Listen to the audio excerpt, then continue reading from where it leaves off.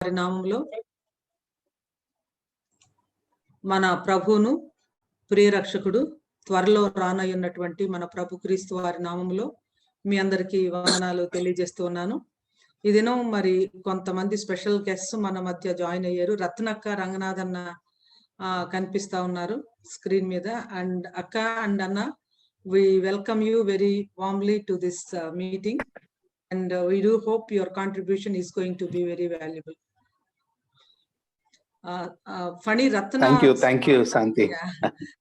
Ranganatha anna join ayyaru Fani Vizag nunchi. That's wonderful. Yeah. Funny. Nice to hear you, Funny.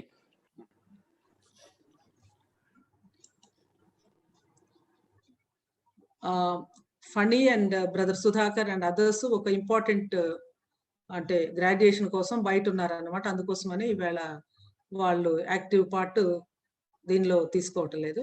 But anyway, it is so nice to be back to continue this Bible study. I welcome each one of you very specially for this study of God's word. మనము eschatology అంటే క్రైస్తవ థియాలజీలో, Christian థియాలజీలో మనము భవిష్యత్ శాస్త్రము అని చెప్పేసి అంటాము. ఎస్కటాలజీని మనం స్టడీ చేస్తూ ఉన్నాము. ఈ ఎస్కటాలజీ కనుక మనం స్టడీ చేయాలంటే మనకి ప్రధానంగా చూసే దేవుని యొక్క వాక్యం ఏమిటి అంటే రెవల్యూషన్, ప్రకటన గ్రంథం. మరి ప్రకటన గ్రంథాన్ని స్టడీ చేసి దాన్ని అర్థం చేసుకునే విషయంలో కూడా చాలా డిఫరెంట్ వ్యూస్ ఉన్నాయి అన్నమాట. మనం గత వారాల్లో చూసుకున్నాము ఏంటంటే ప్రకటన గ్రంథం అనేది చాలా ప్రాముఖ్యమైందని, క్రైస్తవ విశ్వాసము నిరీక్షణ యొక్క సారాంశం దానిలో ఉందని, దానిని ప్రతి క్రైస్తవురాలు బాగా చదవాలని, చదవటమే కాదు అర్థం చేసుకోవాలని, తర్వాత ఈ గ్రంథాన్ని ఎవరైతే చదువుతారో వాళ్ళు ధన్యులు అని ఈ బుక్ విషయంలోనే బైబిల్లో వ్రాయబడి ఉందని ఇది మనం చూసుకున్నాం. అయితే ఆశ్చర్యకరమైన విషయం ఏంటంటే మరి 21st సెంచరీ చర్చ్లో ఈ గ్రంథాన్ని చదివే వాళ్ళు తక్కువే, దీని గురించి మాట్లాడే వాళ్ళు తక్కువే. దాని గురించి ఒకవేళ బోధనలు ఉన్నప్పటికీ కూడా చాలా భిన్నమైనటువంటి అభిప్రాయాలు మరి ఈ గ్రంథం యొక్క బోధనల గురించి మనం చూస్తాం. అందుకే మరి ప్రకటన గ్రంథాన్ని కనుక అర్థం చేసుకోవాలంటే 4 వ్యూస్ ఉన్నాయని, 4 రకాలైనటువంటి వ్యూస్ అని చెప్పేసి మనం చూసుకున్నాం. కొంతమంది ఏమో పాస్ట్, ఇదంతా కూడా ఆల్రెడీ జరిగిపోయింది అని అంటే, మరి కొంతమంది ఇది జరుగుతూ ఉన్నదంటే, లేదు జరిగింది కొంచెమే, జరుగుతూ ఉన్నది తక్కువ, ఎక్కువ భాగం జరగబోతూ ఉంది అన్నటువంటి వ్యూ ఇంకొకటి ఉంది. దాన్ని ఫ్యూచరిస్ట్ వ్యూ అంటారు. 4వది ఇది టైమ్లెస్ వ్యూ, అన్ని కాలాల్లో అందరికీ కూడా ఇది వర్తిస్తుంది అని. కాబట్టి ప్రకటన గ్రంథాన్ని జరిగిపోయిన సంగతులుగా కొంతమంది భావిస్తే, ప్రజెంట్ జరుగుతూ ఉన్న సంగతులుగా కొంతమంది భావిస్తూ ఉంటే, మరి ఫ్యూచరిజం మాత్రం 1వ అధ్యాయం జరిగిపోయింది, 2, 3 జరుగుతూ ఉన్నది, జరగబోయే విషయాలు ఆ తర్వాత నుంచి ఉన్నవి అనేది ఫ్యూచరిస్టిక్ వ్యూ అన్నమాట. ఫ్యూచరిజం అంటారు. మనం దానిని ప్రధానంగా తీసుకుంటా ఉన్నాం స్కాలర్లీ వరల్డ్ లో కానీ, తర్వాత చాలా సంవత్సరాలుగా సంఘ చరిత్రలో కానీ, మరి ప్రజెంట్ ఉన్నటువంటి చాలా సెమినరీస్, బైబిల్ కాలేజెస్, చాలా మంది ఇవాంజలికల్స్ తీసుకునే వ్యూ ఇది. కాబట్టి ఫ్యూచరిజం, జరగబోయే సంగతులు అనే పర్స్పెక్టివ్ నుంచి, ఆ ఫ్రేమ్ వర్క్ నుంచి మనం ప్రకటన గ్రంథాన్ని చూస్తా ఉన్నాం. ఆ తర్వాత 2వ రాకడలో ఈ యొక్క ఫ్యూచర్ వ్యూ అనే దాన్ని బేస్ చేసుకొని 2వ రాకడలో ఉన్నటువంటి 7 ప్రధాన ఘట్టాలను మనం లిస్ట్ అవుట్ చేసాము. సంఘం ఎత్తబట్టం, 7 సంవత్సరాల శ్రమల కాలం, క్రీస్తు న్యాయపీఠం, క్రీస్తు 2వ రాకడ, 1000 సంవత్సరాల పరిపాలన, ధవళ సింహాసనపు తీర్పు, నూతనమైన ఆకాశం, నూతనమైన భూమి. వీటిలో సంఘం ఎత్తబడుట, ర్యాప్చర్ అనేది మనం ఆల్రెడీ చూసాము. 7 సంవత్సరాల శ్రమల కాలాన్ని గురించి మనం చూస్తా ఉన్నాం అన్నమాట. ఈ ర్యాప్చర్ గురించి కూడా చాలా రకాలైనటువంటి వ్యూస్ ఉన్నాయని చెప్పేసి మనం చూసాము. Pre tribulation, pre wrath, post tribulation, pre mid or pre wrath or post tribulation. ఆ తర్వాత వీటన్నిటితో పాటు పార్షియల్ ర్యాప్చర్ అని, తర్వాత ర్యాప్చర్ ఫ్యూజన్ అని, ఇలా రకరకాలైనటువంటి వ్యూస్ ర్యాప్చర్ గురించి ఉన్నాయి. అయితే మనము ఏమి ఫాలో అవుతున్నామంటే ప్రీ ట్రిబ్యులేషన్ ర్యాప్చర్, దానిని మనం ప్రధానంగా తీసుకొని ఫ్యూచరిజం అంటే భవిష్యత్తులో జరగబోయే విషయాలు ప్రధానంగా ఉన్నాయని, ర్యాప్చర్ అనేది మరి 7 ఏండ్ల శ్రమల కాలానికి ముందే సంభవిస్తుందని మనము మన యొక్క ఏమైతే నమ్ముతున్నామో, లేకపోతే ఏమైతే ఈ యొక్క వ్యూ నుంచి వస్తున్నామో వాటిని మనం క్లియర్ గా తెలుసుకొని ముందుగానే ఆ ఫ్రేమ్ వర్క్ నుంచి వస్తున్నాం. కాబట్టి I wanted to remind you one more time అన్నమాట. సో ర్యాప్చర్ తర్వాత వచ్చే వారాన్ని మనం డేనియల్స్ 70th వీక్, దానియేలు 70 వారం అని చెప్పేసి అంటాం. సో దానియేలు 70 వారానికి మరొక పేరు ఏంటంటే 7 ఏండ్ల శ్రమల కాలం. సో ఈ 7 ఏండ్ల శ్రమల కాలంలో ఏం జరుగుతుంది, సంఘం ఎత్తబడిన తర్వాత భూమి మీద ఏం జరుగుతుంది అనే విషయాన్ని మనం స్టడీ చేస్తా వచ్చాము. దానియేలు గ్రంథం 9వ అధ్యాయం 27వ వచనంలో అతడు ఒక వారమునకు అనేకులకు నిబంధన స్థిరపరచును, అర్ధవారానికి బలిని నైవేద్యాన్ని నిలిపివేయను కాబట్టి హేయమైనది నిలుసు వరకు నాశనము చేయువాడు వచ్చును, నాశనము చేయువానికి రావాలని నిర్ణయించిన నాశనము ముగించు వరకు ఇలాగున జరుగును. అక్కడ వారము అని, అర్ధవారము అని, నాశనం చేసేవాడని, ఆ తర్వాత నాశనకరమైన హేయ వస్తువు అని, ఇలాంటి మాటలన్నీ కూడా మనం చూస్తాము. సో అక్కడ ప్రధానంగా మరి వాడబడింది ఆ భాష గాని అవంతా కూడా మనం చూస్తే అది రాబోతున్నటువంటి క్రీస్తు విరోధి అంత్యక్రీస్తుని గురించి. లాస్ట్ వీక్ లో మనం దానియేలు గ్రంథంలో ఈ విషయాలు చూసాము, ఈ ప్రవచనాన్ని చూసాము. బేసిక్ గా మనం ప్రవచనాన్ని స్టడీ చేసి 70th వీక్ అంటే ఏంటి, దాని యొక్క టైం లైన్ ఫ్రేమ్ వర్క్ లో పెట్టాం మనం. ఈ వారంలో మనం ఏం చూడబోతున్నామంటే ఈ 70th వీక్ లో ప్రధానంగా కనిపించే వ్యక్తి ఎవరు, ఆ వ్యక్తి యొక్క ఐడెంటిటీ ఏంటి, అతని యొక్క కార్యకలాపాలు ఏంటి, how can we identify him, what is the identity and also activity of Antichrist అనే విషయాన్ని ఇది మనం చూడబోతూ ఉన్నాం. అంత్యక్రీస్తు అనగానే చాలా కాంట్రవర్షియల్ టాపిక్, చాలా కన్ఫ్యూజింగ్ టాపిక్ అని చెప్పేసి అనుకుంటారు అందరూ. అసలు అంత్యక్రీస్తు ఎవరు, మానవుడా లేకపోతే ఎవరు, అంటే ఒక ఆత్మ లేకపోతే ఒక పర్సనా లేకపోతే పర్సన్సా? ఎందుకంటే అంత్యక్రీస్తులు క్రీస్తు విరోధులు అని మనం కొన్ని చోట్ల బైబిల్లో చూస్తాం కదా.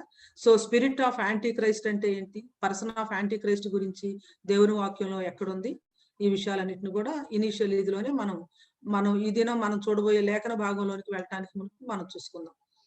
దేవుని వాక్యంలో యోహాను రాసినటువంటి పత్రికల్లో క్రీస్తు విరోధి, క్రీస్తు విరోధులు, క్రీస్తు విరోధి ఆత్మ, ఇలా రకరకాలైనటువంటి పదాలని ఆయన ఉపయోగించాడు.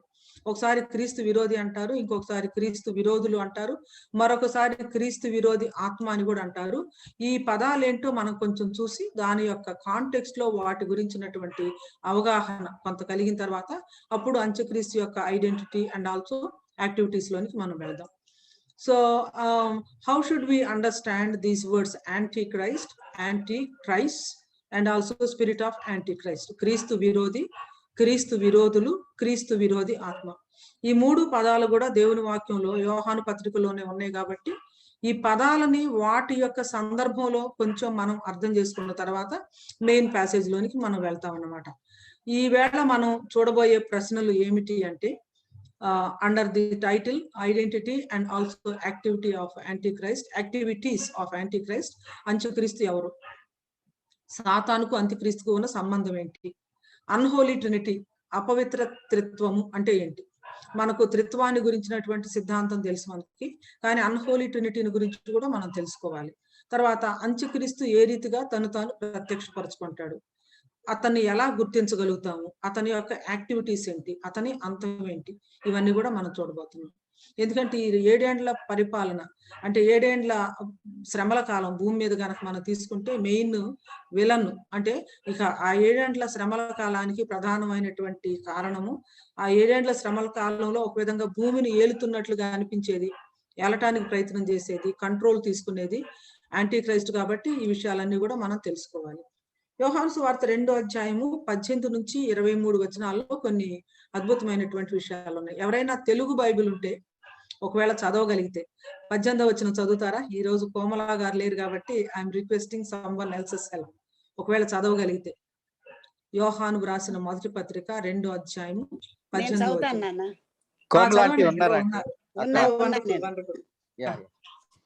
చిన్నపిల్లలారా, ఇది కడవరి గడియ, క్రీస్తు విరోధి వచ్చునని వింటిరి కదా. ఇప్పుడును అనేకులైన క్రీస్తు విరోధులు బయలుదేరి ఉన్నారు. ఇది కడవరి గడియ అని దీని చేత తెలుసుకొనుచున్నాము. వారు మనలో నుండి బయలు వెళ్ళిరి గాని వారు మన సంబంధులు కారు. వారు మన సంబంధులైతే మనతో కూడా నిలిచి ఉందరు. అయితే వారందరూ మన సంబంధులు కారని ప్రత్యక్షపరచబడినట్లు వారు బయలు వెళ్ళిరి. అయితే మీరు పరిశుద్ధుని వలన అభిషేకం పొందిన వారు గనుక సమస్తమును ఎరుగుదురు. మీరు సత్యం ఎరుగని వారైనందున నేను వ్రాయలేదు, కానీ మీరు వానిని ఎరిగి ఉన్నందునను ఏ అబద్ధమును సత్య సంబంధమైనది కాదని ఎరిగి ఉన్నందునను మీకు వ్రాయిచున్నాను. యేసు క్రీస్తు కాడని చెప్పువాడు తప్ప ఎవడ అబద్ధికుడు? తండ్రిని కుమారుని ఒప్పుకొనని వీడే క్రీస్తు విరోధి. కుమారుని ఒప్పుకొనని ప్రతివాడునో తండ్రిని అంగీకరించువాడు కాడు. కుమారుని ఒప్పుకొనివాడు తండ్రిని అంగీకరించువాడు. అయితే మీరు మొదట నుండి దేనిని వింటిరో అది మీలో నిలువనీయుడి. మీరు మొదట నుండి వినినది మీలో నిలిచిన ఎడల మీరు కూడా కుమారుని యందునో తండ్రి యందునో నిలుతురు. అలాగే యోహాను రాసిన మొదటి పత్రిక 4వ అధ్యాయము 1-3 వచనాలు కూడా చదువుతారా? ప్రియులారా, అనేకులైన అబద్ధ ప్రవక్తలు లోకములోనికి బయలు వెళ్ళి ఉన్నారు కనుక ప్రతి ఆత్మను నమ్మక ఆయా ఆత్మలు దేవుని సంబంధమైనవో కావో పరీక్షించుడి. యేసుక్రీస్తు శరీరధారి అయి వచ్చనని ఏ ఆత్మ ఒప్పుకొనునో అది దేవుని సంబంధమైనది. ఏ ఆత్మ యేసును ఒప్పుకొనదో అది దేవుని సంబంధమైనది కాదు. దీనిని బట్టియే దేవుని ఆత్మను మీరు ఎరుగుదురు. క్రీస్తు విరోధి ఆత్మ వచ్చునని మీరు వినిన సంగతి ఇదే. ఇది వరకే అది లోకములో ఉన్నది. థ్యాంక్ యూ అండి, వండర్ఫుల్. యా, ఇక్కడ ఒక్కసారి మనం చూద్దాము. యోహాను రాసిన మొదటి పత్రిక 2వ అధ్యాయము 18వ వచనంలో, చిన్న పిల్లలారా ఇది కడవరి ఘడియ, క్రీస్తు విరోధి వచ్చునని మీరు వింటిరి కదా. ఇక్కడేమో సింగులర్ లో ఉంది, క్రీస్తు విరోధి వచ్చునని మీరు వింటిరి కదా. ఆ క్రీస్తు విరోధి అనే దానికి యాంటై క్రిస్టాస్ నామినేటివ్ అంటారు. దీన్ని గ్రీకులో సబ్జెక్ట్ ఫామ్ లో ఉందన్నమాట. క్రీస్తు విరోధి, యాంటీ క్రిస్టాస్, అంత్యక్రీస్తు, క్రీస్తు విరోధి అని చెప్పేసి అనుకోవచ్చు అనమాట. తర్వాత వెంటనే ఇప్పుడును అనేకులైన క్రీస్తు విరోధులు. ఇక్కడ క్రిస్టాయ్ అంటే యాంటీ క్రిస్టాయ్ అంటే ప్లూరల్ ఫామ్ అన్నమాట. ఇది సింగులర్ ఎండింగ్, ఇది ప్లూరల్ ఎండింగ్. క్రీస్తు విరోధులు ఆల్రెడీ బయలుదేరి ఉన్నారు. దీన్ని బట్టి చివరి ఘడియ అని తెలుసుకొనుచున్నాము అని ఉంది. మూడోది క్రీస్తు విరోధి ఆత్మ. 3వ వచనంలో, ఏ ఆత్మ యేసును ఒప్పుకొనదో అది దేవుని సంబంధమైనది కాదు. దీనిని బట్టియే దేవుని ఆత్మను మీరు ఎరుగుదురు. క్రీస్తు విరోధి ఆత్మ వచ్చునని మీరు వినిన సంగతి ఇదే. ఈ మాట గమనించండి, క్రీస్తు విరోధి ఆత్మ. గ్రీక్ లో ఏముందంటే క్రీస్తు విరోధికి సంబంధించింది. దీన్ని ఏమంటామంటే ప్రొనౌన్ అంటాం అనమాట. టు యాంటీ క్రిస్టు అంటే క్రీస్తు విరోధికి సంబంధించినది అని, అంటే క్రీస్తు విరోధి ఆత్మ అని మనం ట్రాన్స్లేషన్ లో చూస్తాం అనమాట. సో ఇప్పుడు ఈ 3 మాటలను బట్టి క్రీస్తు విరోధి యాంటై క్రిస్టాస్, క్రీస్తు విరోధులు హోలాయ్ యాంటీ క్రిస్టాయ్ అంటే మెనీ క్రీస్తు విరోధులు, మెనీ ఎనిమీస్ ఆఫ్ క్రైస్ట్, లేకపోతే యాంటీ క్రైస్ట్ అని చెప్పేసి అనుకోవచ్చు అనమాట. మూడోది క్రీస్తు విరోధి ఆత్మ, టు యాంటీ క్రిస్టు అనే ఈ 3 మాటల్ని ఓసారి మనం పరిశీలన చేద్దాం. క్రీస్తు విరోధి అంటే ఎవరు? క్రీస్తు విరోధులు అంటే ఎవరు? క్రీస్తు విరోధి ఆత్మ అంటే ఏంటి? అంటే మనం చదివినటువంటి లేఖన భాగాలను బట్టి ఏం అండర్స్టాండ్ చేసుకుంటూ ఉన్నారు? I request the group to unmute and give your interpretation or understanding. క్రీస్తు విరోధి, క్రీస్తు విరోధులు, క్రీస్తు విరోధి ఆత్మ.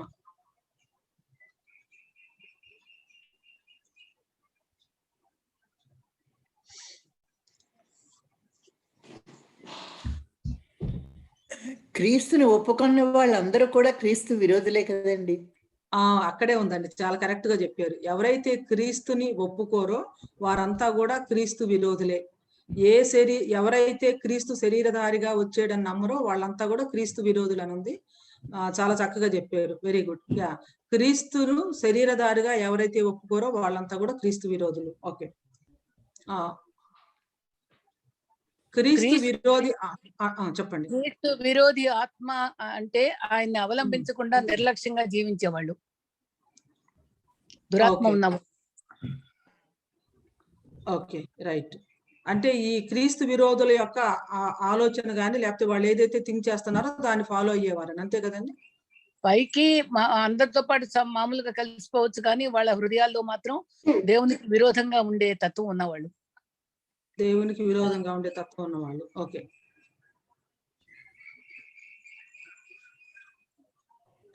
ఇంకా కొంచెం స్పెసిఫిక్ గా మనం ఇప్పుడు చదివినటువంటి లేఖన భాగాలను బట్టి క్రీస్తు విరోధి ఆత్మను మనం డిఫైన్ చేయొచ్చా?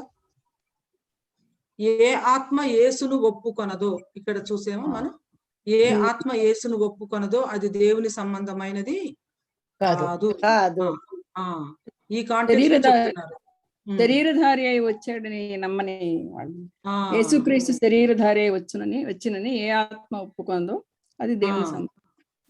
అదంతా కూడా వండర్ఫుల్ అండి. క్రీస్తు విరోధికి సంబంధించినటువంటి ఆత్మ అని చెప్పేసి మనం అర్థం చేస్తాం. Okay, very good. మరి మూడోది ఇక్కడ మనం క్రీస్తు విరోధి, యాంటై క్రిస్టాస్ అని చెప్పి మనం చూస్తున్నాం కదా, అంత్యక్రీస్తు అని అంటున్నాం కదా. ఇది ఎవరు?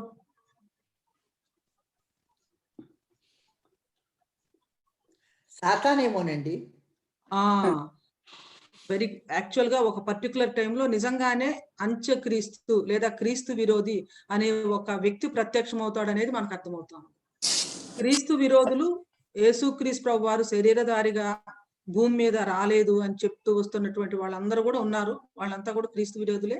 ఇంతకు ముందు చాలా మంది క్రీస్తు విరోధులు కూడా వచ్చారు అని మనం చూస్తాము.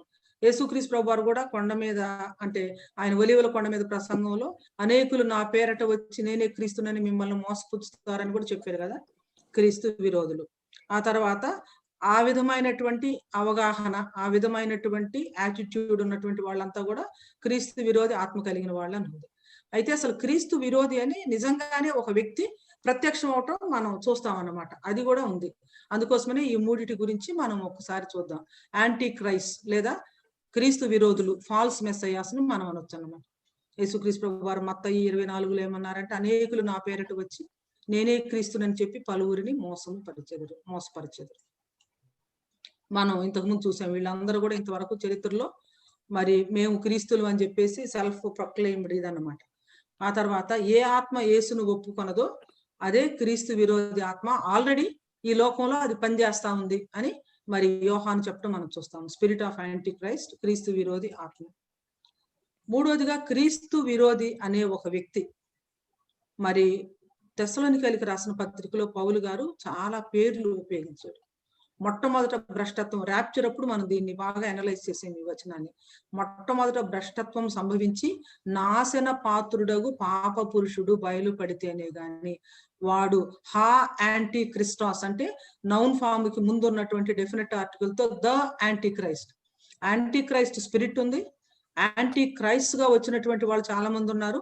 కానీ the anti Christ is going to come and he is going to reveal himself one day. So ఆ యాంటీ క్రైస్ట్ గురించి ఈవేళ మనం చూడబోతా ఉన్నాం అనమాట. ఆ యాంటీ క్రైస్ట్ కి బైబిల్లో పాత నిబంధనలోను నూతన నిబంధనలోను చాలా పేర్లు ఉన్నాయి.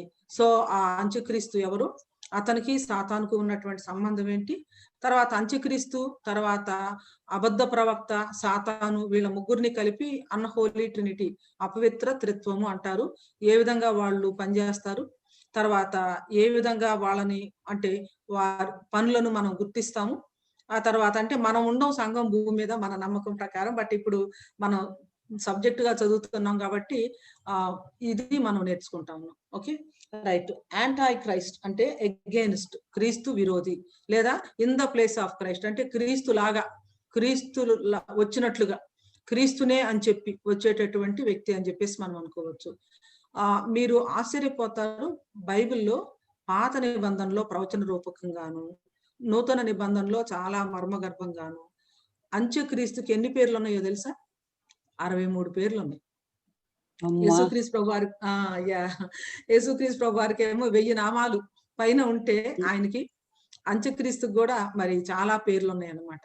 నెక్స్ట్ స్లైడ్ లోకి వెళ్తాము. మీకు తెలిసి అంత్యక్రీస్తుకి వాడబడినటువంటి కొన్ని పేర్లు చెప్తారా?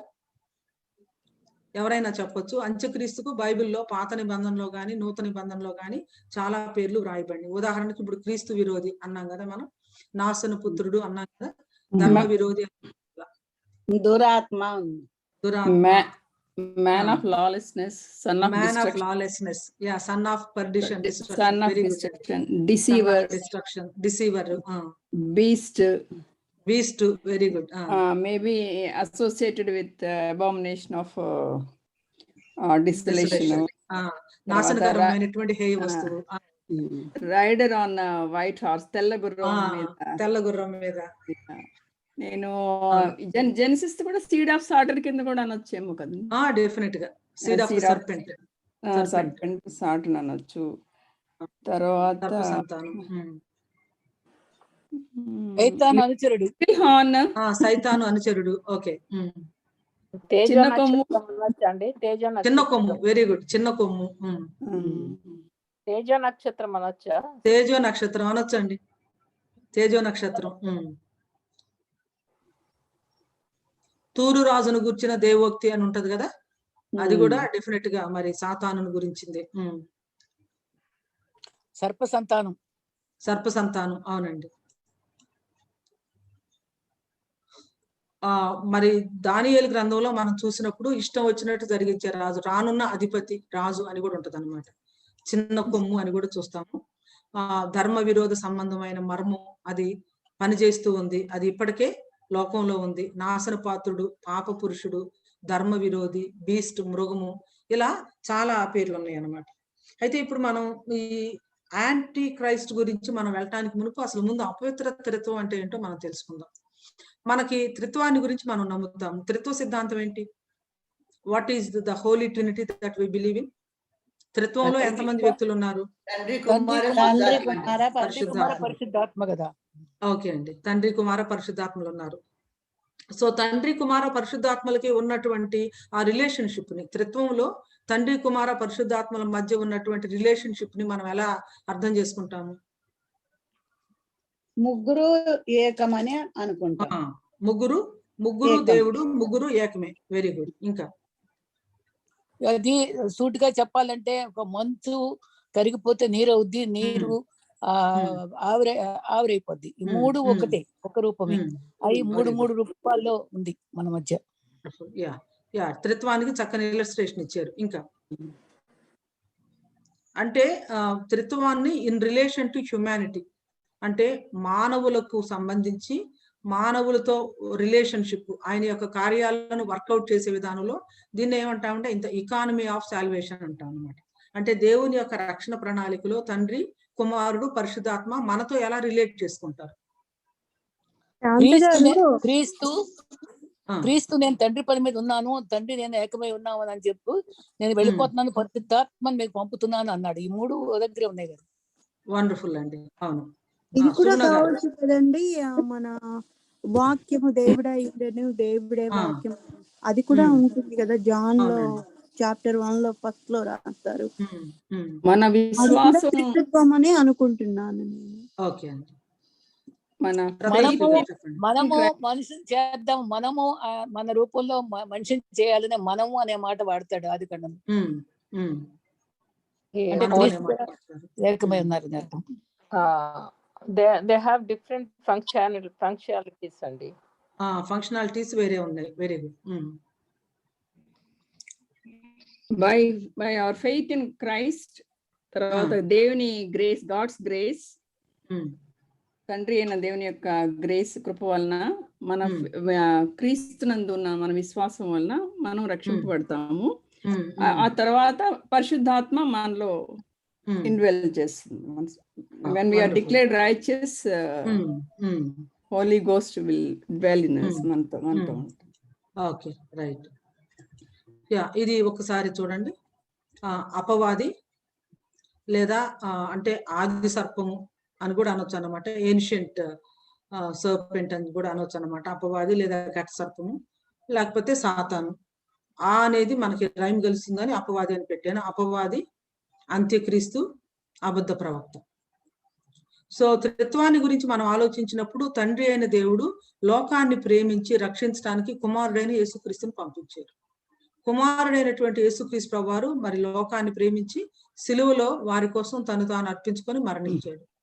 పరిశుద్ధాత్మ దేవుడు వచ్చి ఆయన చేసినటువంటి ఆ సిలువ కార్యాన్ని మానవులమైనటువంటి మన హృదయాల్లో మరి పాపాన్ని గురించి, నీతిని గురించి, తీర్పుని గురించి ఒప్పింపచేసి రక్షణ పొందేటట్లుగా చేస్తా ఉన్నారు. అంటే దీన్నే మనం ఏమంటామంటే మిస్సియో డే అంటాం. అంటే machine of God. Machine of God లో ఏముంది? తండ్రి ఏం చేశారంటే కుమారుణ్ణి పంపించారు. ఆ తర్వాత తండ్రి కుమారులు కలిసి ఏం చేశారంటే పరిశుద్ధాత్మను పంపించారు. సో తండ్రి, కుమార, పరిశుద్ధాత్మలు ఏ రీతిగా మానవులను రక్షించడంలో ఐక్యంగా ఉన్నారు. తండ్రి సంకల్పిస్తే, కుమారుడు దానిని నెరవేరిస్తే, పరిశుద్ధాత్మ దేవుడు దాన్ని మన అనుభవంలోనికి తీసుకొని వచ్చారు. సో ఇప్పుడు అన్హోలీ ట్రినిటీలో ఉన్నటువంటి సాతాను, అంత్యక్రీస్తు, యాంటై క్రైస్తు, తర్వాత ఫాల్స్ ప్రాఫెట్, త్రిత్వములో తండ్రి, కుమార, పరిశుద్ధాత్మలు ఏ రీతిగా పనిచేస్తూ ఉన్నారో అదే టైపులో ఈ 7 years లో వాళ్ళు పనిచేయబోతా ఉన్నారు. అంత్యక్రీస్తు ఎక్కడి నుంచి వచ్చాడంటే సాతాను ఒక వ్యక్తిని, అంటే ఐడెంటిటీ గురించి చూసినప్పుడు మనం ఇంకా స్పష్టంగా చూస్తాం. లిటరల్ గా సాతాను ఒక వ్యక్తిని ఉపయోగించుకోవటం వల్ల అంత్యక్రీస్తు ఉనికిలోనికి వస్తాడు. ఆ తర్వాత అంత్యక్రీస్తు యొక్క జతగాడు ఎవరు అంటే ఫాల్స్ ప్రాఫిట్. ఈయనేమో రిలీజియస్ గా ఇచ్చేస్తా ఉంటే ఈయనేమో పొలిటికల్ గా. ఈ 7 years ఇదిలో మరి సాతాను ద్వారా ప్రభావితం చేయబడి, సాతాను ద్వారా అంటే ఒక విధంగా చెప్పాలంటే పొజెస్ అయ్యి, సాతాను ద్వారా అధికారం ఇవ్వబడి అంత్యక్రీస్తు పరిపాలన చేస్తూ ఉంటే, అబద్ధ ప్రవక్త దాన్ని సపోర్ట్ చేస్తూ ఉంటే, ఈ యొక్క అన్హోలీ ట్రినిటీ యొక్క ఆగడాలనండి చాలా దుఃఖకరమైనటువంటి కాలాలు కదా అది, ఆ భయంకరమైనటువంటి సమయాలు కానివ్వండి. వారు భూమి మీద ఏం చేస్తారు, ఎలా చేస్తారు, ఏం జరుగుతుంది. తర్వాత అంత్యక్రీస్తుని ఒక మృగంతో పోల్చబడింది, అబద్ధ ప్రవక్తను ఒక మృగంతో పోల్చబడింది. అంత్యక్రీస్తు ఏమో సముద్రంలో నుంచి వస్తున్నటువంటి ఒక మృగం లాగా ఉంటే, అబద్ధ ప్రవక్త ఏమో భూమి మీద నుంచి వచ్చినటువంటి ఒక మృగం లాగా మరి ప్రకటన గ్రంథంలో మన యోహాను చూడటం మనం చూస్తాం అన్నమాట. సో ఇప్పుడు అన్హోలీ ట్రినిటీ అనేది మనం చూస్తా ఉన్నాం.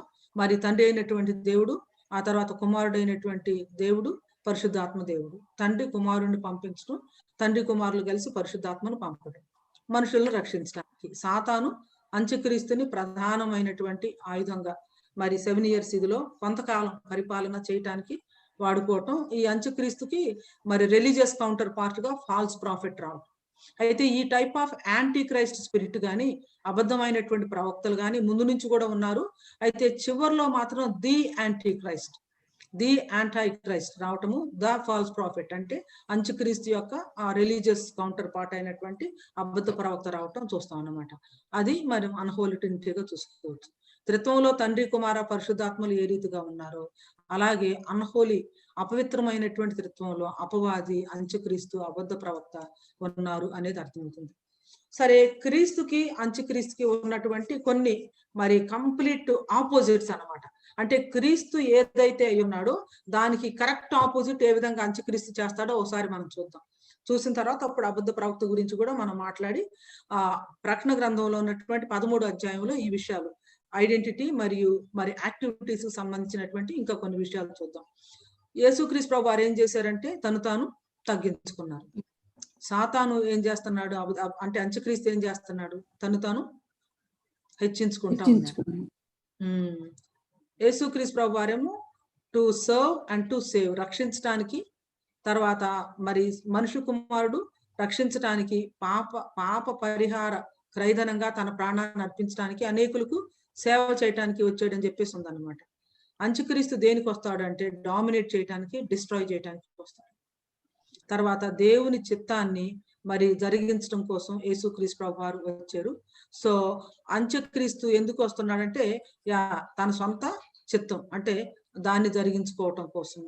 తర్వాత like A lamb and lion యేసుక్రీస్తు ప్రభు వారు వస్తారని ఉంటే మారు వేషంతో మరి అంత్యక్రీస్తు కూడా ఒక ల్యాంబ్ లాగా కనిపిస్తాడు, కానీ basically he is a dragon అని చెప్పేసి మనం చూస్తాము. తర్వాత యేసుక్రీస్తు ప్రభు వారికి సంఘం బ్రైడ్ ఉంది, అంత్యక్రీస్తు కూడా ఉంది. ఎవరంటే మహాబబులోని వేసి అన్నమాట. అయితే ఆయన దేవుడై ఉన్నాడు, ఆయన నిత్యము నిరంతరము దేవుడై ఉన్నాడు. కొంతకాలం నేను దేవుడిని అని చెప్పేసేసి తను తాను హెచ్చించుకొని క్లెయిమ్ చేసుకొని పరిశుద్ధ స్థలాన్ని అపవిత్రపరచడం ఇవన్నీ కూడా చేస్తాడు అని చెప్పేసి మనం దేవుని వాక్యంలో చూసాం. దేవుణ్ణి గణపరుస్తారు. యేసుక్రీస్తు ప్రభు వారి తండ్రిని గణపరచడం, తండ్రి చిత్తాన్ని జరిగించడం, ఇక్కడ దేవుని దూషించడం మనం చూస్తాం అన్నమాట. సో అలాగే కోవర్కర్ ఆఫ్ యాంటీ క్రైస్ట్ ఎవరు అంటే ఫాల్స్ ప్రాఫిట్. రెవల్యూషన్ 13వ అధ్యాయంలో మనం స్పష్టంగా ఇవన్నీ కూడా చూస్తాం అన్నమాట. సో అతను మిలిటరీ సిస్టమ్ ను కంట్రోల్ చేయడం మాత్రమే కాకుండా కామర్స్, వర్షిప్, ఆ తర్వాత ఇవన్నీ కూడా మరి ఏ విధంగా కంట్రోల్లోనికి తీసుకుంటాడు, ఇవన్నీ కూడా మనం చూడబోతున్నాం. సో ఇప్పుడు ప్రకటన గ్రంథం 13వ అధ్యాయం 1 నుంచి 10 వచనాలు మనం చదువుదాము. ఇది చాలా ప్రాముఖ్యమైనటువంటి చాప్టర్. ఈ చాప్టర్ అంటే అపోకలిప్సే, అంటే అపోకలిప్టిక్ గా ఉన్నప్పటికీ కూడా ఇంతవరకు మనకున్నటువంటి బ్యాక్గ్రౌండ్ ని బట్టి మనం చాలా చక్కగా వీటి మీనింగ్ ని అర్థం చేసుకోవటమే కాకుండా ఇంటర్ప్రిట్ చేయడానికి మనందరం కూడా చాలా సిద్ధంగా ఉంటాము, ఇంటర్ప్రిట్ చేయగలము, చేస్తారు అన్నటువంటి కాన్ఫిడెన్స్ నాకు ఉంది మీ అందరి మీద. ఒకసారి ప్రకటన 13 1 నుంచి 10 చూద్దామా? కోమలా గారు చదువుతారా? మరియు 10 కొమ్ములను 7 తలలను గల యొక్క క్రూర ముఖము సముద్రములో నుండి పైకి వచ్చుట చూచి తిని. దాని కొమ్ముల మీద 10 కిరీటములను, దాని తలల మీద దేవదూషణకరమైన పేళ్లును ఉండెను. నేను చూచిన ఆ మృగము చిరుతపులిని పోలి ఉండెను. దాని పాదములు ఎలుగుబంటి పాదముల వంటివి, దాని నోరు సింహపు నోరు వంటిది. దానికి ఆ ఘట సర్పము తన బలమును, తన సింహాసనమును, గొప్ప అధికారమును ఇచ్చెను. దాని తలలలో ఒకదానికి చావు దెబ్బ తగిలినట్టుండెను. అయితే ఆ చావు దెబ్బ మానిపోయెను గనుక భూజనులందరూ మృగము వెంట వెళ్ళుచు ఆశ్చర్యపడుచుండిరి. ఆ మృగమునకు అధికారం ఇచ్చినందున వారు ఘట సర్పమునకు నమస్కారము చేసిరి. మరియు వారు ఈ మృగముతో సాటి ఎవడు, దానితో యుద్ధము చేయగల వాడెవడు అని చెప్పుకొనుచు ఆ మృగమునకు నమస్కారము చేసిరి. డంబపు మాటలను, దేవదూషణలను పలుకు ఒక నోరు దానికి ఇయ్యబడెను. మరియు 42 నెలలు తన కార్యము జరుపనధికారము దానికి ఏర్పాటాయెను. కనుక దేవుని దూషించుటకును, ఆయన నామమును, ఆయన గుడారమును, పరలోక నివాసులను దూషించుటకును అది తన నోరు తెరచెను. మరియు పరిశుద్ధులతో యుద్ధము చేయను, వారిని జయింపను దానికి అధికారం ఇయ్యబడెను. ప్రతి వంశము మీదనో, ప్రతి ప్రజ మీదనో, ఆయా భాషలు మాట్లాడు వారి మీదనో, ప్రతి జనము మీదనో అధికారము దానికి ఇయ్యబడెను. భూనివాసులందరూ అనగా జగదుత్పత్తి మొదలుకొని వధింపబడి ఉన్న గొర్రెపిల్ల యొక్క జీవ గ్రంథమందు ఎవరి పేరు రాయబడలేదో వారు ఆ మృగమునకు నమస్కారము చేయుదురు. ఎవడైననో చెవి గలవాడైతే వినుగాక. ఎవడైననో చెరపట్టవలెనని ఉన్న ఎడల వాడు చెరలోనికి పోవును. ఎవడైననో ఖడ్గము చేత చంపిన ఎడల వాడు ఖడ్గము చేత చంపబడవలెను. ఈ విషయములో పరిశుద్ధుల ఓర్పును విశ్వాసమును కనబడును. అంతవరకు ఒక సెక్షన్ అండి. మరలా 11 నుంచి ఇంకొక సెక్షన్ మొదలైంది. ఇది కూడా 2-3 వచనాలు మనం చదువుదాం. 11 నుంచి మరలా చదువుదాం. మరియు భూమిలో నుండి మరి ఒక క్రూర ముఖము పైకి వచ్చుట చూచి తిని. గొర్రెపిల్ల కొమ్ము వంటి 2 కొమ్ములు దానికుండెను. అది ఘట సర్పము వలె మాటలాడుచుండెను. అది ఆ మొదటి క్రూర ముఖమునకున్న అధికారపు చేష్టలన్నీయో దాని ఎదుట చేయుచున్నది. మరియు చావు దెబ్బ తగిలి బాగుపడి ఉన్న ఆ మొదటి మృగమునకు భూమియు దానిలో నివసించువారునో నమస్కారము చేయునట్లు అది బలవంతము చేయుచున్నది. అది ఆకాశము నుండి భూమికి మనుషుల ఎదుట అగ్ని దిగి వచ్చునట్లుగా గొప్ప సూచనలు చేయుచున్నది. కత్తి దెబ్బ తినియో బ్రతికిన ఈ క్రూర ముఖమునకు ప్రతిమను చేయవలెనని అది భూనివాసులతో చెప్పుచు ఆ మృగము ఎదుట చేయుటకు తనకీయబడిన సూచనల వలన భూనివాసులను మోసపుచ్చుచున్నది. మరియు ఆ మృగము యొక్క ప్రతిమ మాటలాడునట్లును, ఆ మృగము యొక్క ప్రతిమ నమస్కారము చేయని వారిని హతము చేయునట్లును, ఆ మృగము యొక్క ప్రతిమకు ప్రాణం ఇచ్చుటకై దానికి అధికారము ఇయ్యబడెను.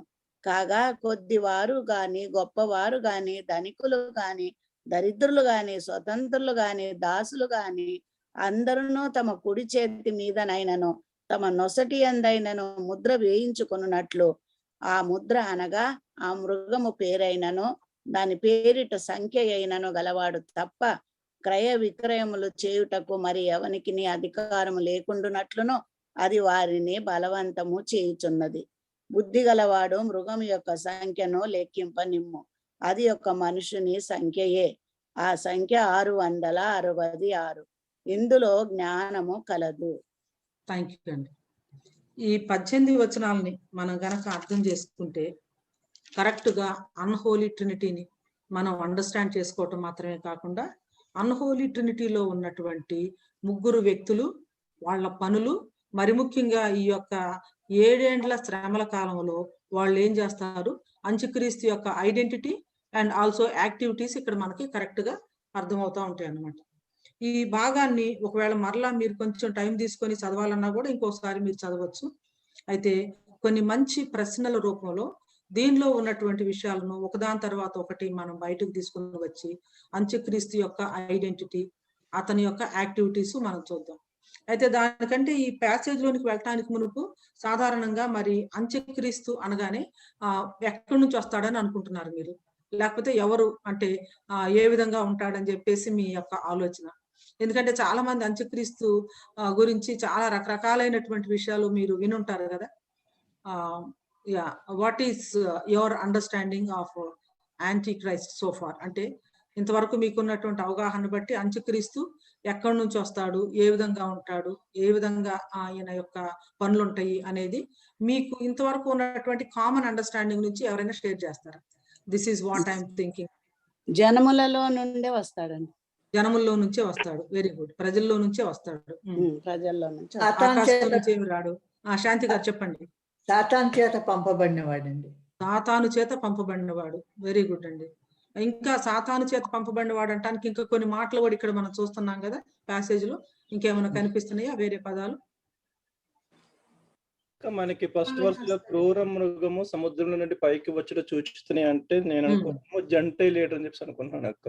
He is one of the gentile leader work as a anti Christ. Gentile leader సముద్రంలో నుంచి అని ఉంది కాబట్టి must be one of the gentile leader అని చెప్పేసి అనుకుంటున్నారు. Okay, good. ఇంకా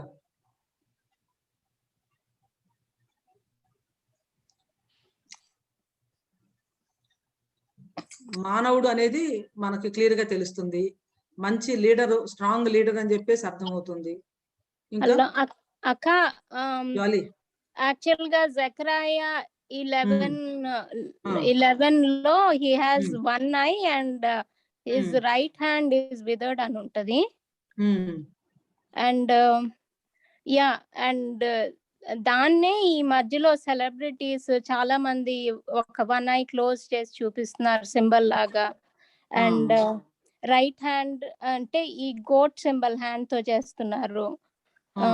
అట్లా కొన్ని సింబల్స్ చేస్తున్నారు. దాన్ని మన ఇండియన్ బాలీవుడ్ సెలబ్రిటీస్ కొంచెం రిపీట్ చేయడం. చాలా మంది నేను మోడర్న్ గా ఉండే కొంచెం క్రిస్టియన్స్ ఉంటారు కదా, వాళ్ళు కూడా ఆ సింబల్స్ ఆంధ్రాలో కొంతమంది నేర్చేసుకున్నట్లు అవి చూస్తున్నాను. తెలియక because they think it's just fashion. And actual గా ఒక ముస్లిం స్కాలర్ ఒక ఆయన ఏమన్నారంటే ఈ వాళ్ళు దజ్జాల్ అంటారు కదా యాంటిక్రైస్ట్ ని. I mean they believe there దజ్జాల్ is the Messiah, but he's the ఆయన కూడా he comes from water or he's something like that he said. He comes out of water. ఆయన క్రీస్తుతో కలిసి వస్తాడని చెప్తారు వాళ్ళు ముస్లిం. మెస్సయ్య అంటే ఈయన అలా చెప్పలేదు. ఈయన వాళ్ళు ఫాల్స్ ప్రాఫెట్ ని మగ్డి అంటారు అనుకుంటా. So he and Dajjal will come అన్నది వాళ్ళు చెప్తారు. మరి మనకి ఫస్ట్ వర్స్ లో 10 దాని కొమ్ముల మీద 10 కిరీటాలు అని చెప్పేసి చూస్తున్నాము. దాన్ని మనం గ్రీక్ లో డయాడమ్స్ అని చెప్పేసి అనుకుంటాం కదా. రూలింగ్ లీడర్ అనుకోవచ్చు. సెకండ్ వర్స్ లో చూస్తే మరి చిరుత పులిని అలానే ఎలుగుబంటిని సింహం పూలు ఉంటది కాబట్టి మొత్తం అది పవర్ వైజ్ గా చూసుకుంటే మొత్తం చాలా మన డానియల్ 7 చాప్టర్ చూసుకున్నప్పుడు మరి చిరుతపుల వల్ల అంటే అలెగ్జాండర్ అయితే మరి మొత్తం ఆక్యుపై చేసుకుని వెళ్తాడు రాజ్యాన్ని. ఎక్కువ సాతాను కూడా యాంటీ క్రైస్ట్ కూడా he will rule everywhere and he will get control for everything on this earth. తన బలంతో మరి తనకు స్వతహాగా బలమే ఉండదు కానీ మరి తనకు మొత్తం కూడా ఆది శాపము ఏదైతే ఉందో ఆ యొక్క అపవాది తనకి ఇక్కడ ఇస్తా ఉన్నాడు అనమాట. ఈ యాంటీ క్రైస్ట్ కి బలము మరి సింహాసనము అధికారం ఇస్తా ఉన్నాడు. Wonderful wonderful. ఇక్కడ రెండు మృగాలను చూస్తున్నారు మీరు. గమనించారా? మొట్టమొదటి మృగం ఎక్కడి నుంచి వచ్చింది? వాటర్ లోంచి అండి. సముద్రంలో సముద్రంలో నుంచి వచ్చింది. రెండో మృగం ఎక్కడి నుంచి వచ్చింది? భూమిలో నుంచి. 11వ వచనంలో భూమిలో నుంచి మరి యొక్క క్రూర మృగము పైకి వచ్చుట చూచితిని. అంటే ఈ రెండు క్రూర మృగాలు కూడా ఒకదాన్నొకటి ఎలా సపోర్ట్ చేసుకుంటున్నాయి, ఒకదాంతో ఒకటి కలిసి ఏ విధంగా అంటే పనిచేస్తున్నాయి, తర్వాత వీళ్ళ యొక్క బలానికి ఆధారం సోర్సు ఎవరిస్తున్నారు వీళ్ళకి అధికారం, బలం, ఇవన్నీ కూడా ఇక్కడ మనం చూస్తాం అన్నమాట. సో ఇప్పుడు సరే, ముందు భూమిలో నుంచి వచ్చిన మృగాన్ని తర్వాత చూద్దాము. సముద్రంలో నుంచి పైకి వచ్చినటువంటి క్రూర మృగం, సముద్రంలో నుంచి పైకి వచ్చినటువంటి క్రూర మృగాన్ని గురించి మనం చూద్దాము. ఈ క్రూర మృగానికి ఘట సర్పం ఏం చేసిందట? అధికారాన్ని, సింహాసనాన్ని, బలాన్ని ఇస్తా ఉంది. దానికి ఆ ఘట సర్పము తన బలమును, తన సింహాసనమును, గొప్ప అధికారమును ఇచ్చెను. సో ఇప్పుడు అంత్యక్రీస్తుకి అపవాది ఏం చేసిందంటే తన యొక్క బలాన్ని, తన యొక్క సింహాసనాన్ని, అధికారాన్ని ఇచ్చింది అని చెప్పేసి మనం చూస్తున్నాం. ఇక్కడ సముద్రంలో నుంచి పైకి వచ్చుట అని ఉంది కదా, దానికి రవి ఏమని అన్నాడంటే అన్ని జనుల్లో నుంచి ఈ యాంటై క్రైస్ట్ వస్తాడు, అంటే అన్యుల నేషన్స్ లో నుంచి అని చెప్పేసి. సో ఇక్కడ 10 కొమ్ములు, కిరీటాలు, ఇవన్నీ కూడా రాజ్యము, వీటన్నిటిని కూడా చూపిస్తా ఉన్నాయి కాబట్టి డెఫినెట్ గా పవరు, అధికారము వాటన్నిటికీ కూడా ఇది ఉంది. అయితే 3వ వచనంలో దాని తలల్లో ఒక దానికి చావు దెబ్బ తగిలినట్లుండెను, ఆ చావు దెబ్బ మానిపోయిన గనక భూజనులందరూ వెంట వెళ్ళుచూ ఆశ్చర్యపడుచుండ్రి అని ఉంది. అంటే చాలా మంది ఈ చావు దెబ్బ తగిలినట్టుంది, తర్వాత చావు దెబ్బ మానిపోయి వచ్చాడు అని చెప్పేసి ఉంది కాబట్టి చాలా మంది ఏమనుకుంటారంటే అంత్యక్రీస్తు చనిపోయినటువంటి Alexander the great, Greek king ఉన్నాడు కదా, ఆయన వస్తాడా, లేదా యోధానే సన్ ఆఫ్ పర్డిషన్ అంటారు కదా యేసుక్రీస్తు వారు, నాశన పుత్రుడు అని, సో యోధానే మళ్ళీ వస్తాడా అని అంటారు. కానీ అది సరైనటువంటి ఇంటర్ప్రిటేషన్ కాదు. ఎందుకంటే చనిపోయినటువంటి వాళ్ళని బతికించే అధికారం అంత సత్తా సాతానుకు లేదు. సో లైఫ్ అనేది దేవుని చేతిలో ఉంది, ఆయన మాత్రమే ప్రాణాన్ని ఇవ్వగలడు, తిరిగి తీసుకోగలడు. కాబట్టి ఆ రెండు ఇంటర్ప్రిటేషన్స్ మనం కరెక్ట్ కాదని స్ట్రైట్ అవే మనం చెప్పేసేయచ్చు అనమాట. అయితే ఈ మృగానికి అధికారం ఇచ్చినందున వారు ఘట సర్పమునకు నమస్కారం చేసిరి. గమనించండి, కుమారుడు ఏం చేశారు? తండ్రిని గణపరిచాడు. ఇప్పుడు ఈ మృగం ఏం చేస్తా ఉంది? ఘట సర్పాన్ని తననే మొక్కమని అంటున్నది. చెప్తుందండి. ఇప్పుడు ఘట సర్పం గొప్ప అని చెప్తుంది, తాను నమస్కారాలు పొందుకుంటుంది, ఘట సర్పాన్ని కూడా నమస్కారం చేసేటట్లుగా ఉంది. అంటే త్రిత్వములో తండ్రి కుమారుల మధ్య ఉన్నటువంటి ఆ రిలేషన్షిప్, వాళ్ళు కలిసి పనిచేస్తున్నటువంటి తీరుకి ఇక్కడ కౌంటర్ ఫిట్ గా కాపీ కొట్టడం జరిగింది కదా. తర్వాత ఇక్కడ చూడండి, వారు ఈ మృగముతో సాటి ఎవడు, దానితో యుద్ధము చేయగల వాడెవడు అని చెప్పుకొనొచ్చు ఆ మృగమునకు నమస్కారం చేసిరి. ప్రకటన గ్రంథంలో మనం పరలోకంలో గొర్రె పిల్లని ఆరాధిస్తున్న వాళ్ళని చూసాం మనం కదా. దవాట్ వది అనే ఒక అద్భుతమైన పాట పాడతాం కదా మనం, దవాట్ వది దవాట్ వది వది ఓ లార్డ్ అని. నీతో పోలిన వాళ్ళు ఎవరు, నీతో సములు ఎవరు, నీతో సాటి ఎవరు అని చెప్పేసి ఎవరైతే యేసుక్రీస్తు ప్రభువును మరి ఆరాధిస్తూ ఉన్నారో దానికి ప్యారలల్ గా ఇక్కడ గీతాలు పాడుతూ ఉన్నారు. ఆ మృగముతో సాటి ఎవరు, అసలు శౌర్యం, బల ప్రభావాలు, యుద్ధం ఎవరు చేయగలరు అని చెప్పేసి మరి ప్రజలు ఇచ్చేస్తున్నట్లు మనం చూస్తాం. సో ఇప్పుడు మరి భూమిలో నుంచి రాబోతుంది, మనం చూసాము అబద్ధ ప్రవక్త అని, ఇక్కడేమో అంత్యక్రీస్తు సముద్రంలో నుంచి వచ్చాడని చెప్పి చూసాము. అయితే ఇక్కడ టైం కూడా చాలా చక్కగా మనకు కనిపిస్తుంది. అక్కడేమో దానియేలు గ్రంథంలో అర్ధవారము, వారము అని చెప్పి చూసాము. ఇక్కడేమో 42 నెలలు అని ఉంది. 42 నెలలు అంటే ఎంత అని? 3.5 సంవత్సరాలు. Last 3.5 years out of the 7. Last 3.5 years అవుతాయి అన్నమాట. డంబపు మాటలను దేవదూషణలు పలుకు ఒక నోరు దానికి ఇవ్వబడిను, మరియు 42 నెలలు తన కార్యము జరుపని అధికారము దానికి ఏర్పాటాయను. అంతేకాకుండా 6వ వచనంలో దేవుని దూషించుటకును, ఆయన నామమును, ఆయన గుడారమును, పరలోక నివాసులను దూషించుటకును అది తన నోరు తెరచును. ఇక్కడ మనం అంత్యక్రీస్తు యొక్క ఐడెంటిటీ చూస్తున్నాము, అంత్యక్రీస్తు చేసే పనులు కూడా చూస్తున్నాము. అబద్ధ ప్రవక్త యొక్క ఐడెంటిటీ మనం చూస్తున్నాము, అబద్ధ ప్రవక్త చేసే పనులు కూడా చూస్తున్నాం. వీటిని బట్టి అసలు 7 ఏండ్ల శ్రమల కాలంలో పని ఎలా ఉంటది, ఇక్కడ భూమి మీద పరిస్థితులు ఎలా ఉంటాయో మనం బేరీజు వేయచ్చు అన్నమాట. వాటిని కొంచెం క్లియర్ గా మనం మాట్లాడుకుందాం. అయితే ఇది చూడండి, భూమిలో నుంచి కూడా ఇంకొక క్రూర మృగం వచ్చింది. ఈ క్రూర మృగం ఏం చేస్తా ఉంది? ఇక్కడ అంటున్నాడు కదండి, చావు దెబ్బ తగిలినట్టుంది అని. అంటే అది ఏంటిదండి? అది ఏంటంటారా అంటే చావు దెబ్బ తగిలినట్లు, ఆల్మోస్ట్ చచ్చిపోయి బతికొచ్చినట్లుగా. చచ్చిపోయి బతికాను అంటారు చూడండి మనం. అలా ఎందుకు జరిగిందండి? అలా ఎందుకు జరిగింది అంటే యాక్చువల్ గా మనము ఇలా ప్రకటన గ్రంథం కానీ దానియేలు గ్రంథం కానీ ఇవన్నీ మనం చదివేటప్పుడు అపోకలిప్సే అంటారు. అంటే బైబిల్ అర్థం చేసుకోవటంలో ఈ జాన్రాని మనం ప్రతిదాన్ని మనము అంటే ఒకదానికి మనం పోల్చలేము. అయితే మనం బేసిక్ గా దానిలో ఉన్నటువంటి సమరీ ఏంటి అనేది మనం అర్థం చేసుకోవచ్చు అనమాట. అంటే ఈ యొక్క క్రూర మృగం, భూమిలో నుంచి వచ్చినటువంటి క్రూర మృగాన్ని ఇంతకు ముందు చావు దెబ్బ ఎక్కడ తగిలింది, ఎవరు చంపారు లేదా చంపడానికి ఇదయ్యారు, ఇవన్నీ మనం స్పెక్యులేషన్స్ అవుతాయి కానీ పూర్తిగా ఒక ఇది ఇవ్వలేము. అందుకని కొంతమంది ఏమనుకున్నారంటే చచ్చిపోయినట్లున్నా అంటే చచ్చిపోయినటువంటి వాళ్ళలో ఎవరన్నా మళ్ళీ తిరిగి లేచి మరి సాతానుకి వాళ్ళకి అధికారం ఇస్తే వాళ్ళు అంత్యక్రీస్తులు అవుతారా అని చెప్పేసి ఇంటర్ప్రిట్ చేయడం జరిగిందని చెప్పాను. అది బిబిలికల్ గా ఆధారం లేదు అని చెప్పేసి అనుకున్నాం మనం. చెప్పండి మేడం. ఇప్పుడు మనకు యేసు ప్రభు సిలువలో సాతానును తలకాయ చితగొట్టినాడు అని అంటారు కదా. యాక్చువల్ గా మీరు చెప్పిన పాయింట్ చాలా బాగుంది. సర్పం యొక్క తల చితకు కొట్టడం అంటే అది ఉండొచ్చు కదా. సిస్టర్ నేను ఆనంద్ సేమ్ చెప్పండి ఆనంద్ గారు. ఎందుకంటే రెండు మనకి రిఫరెన్స్ లో 3 బ్యాక్ టు బ్యాక్ మనకి ముగ్గురు తీసుకొచ్చాం. ఏంటి ఈ ఫాల్స్ ప్రాఫిట్, అంత్యక్రీస్తు, సాతాన్. సో ఇదే లైన్ లో మనకి ప్రకటన గ్రంథము అదర్ చాప్టర్ కూడా ఈ 3 ఎంటిటీస్ ని కరెక్ట్ గా తీసుకొస్తుంది.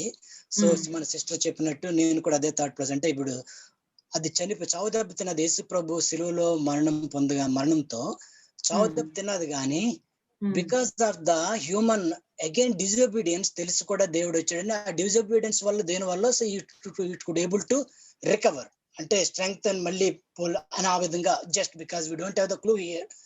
I think that can be ఇక్కడ షూట్ అవ్వచ్చేమో.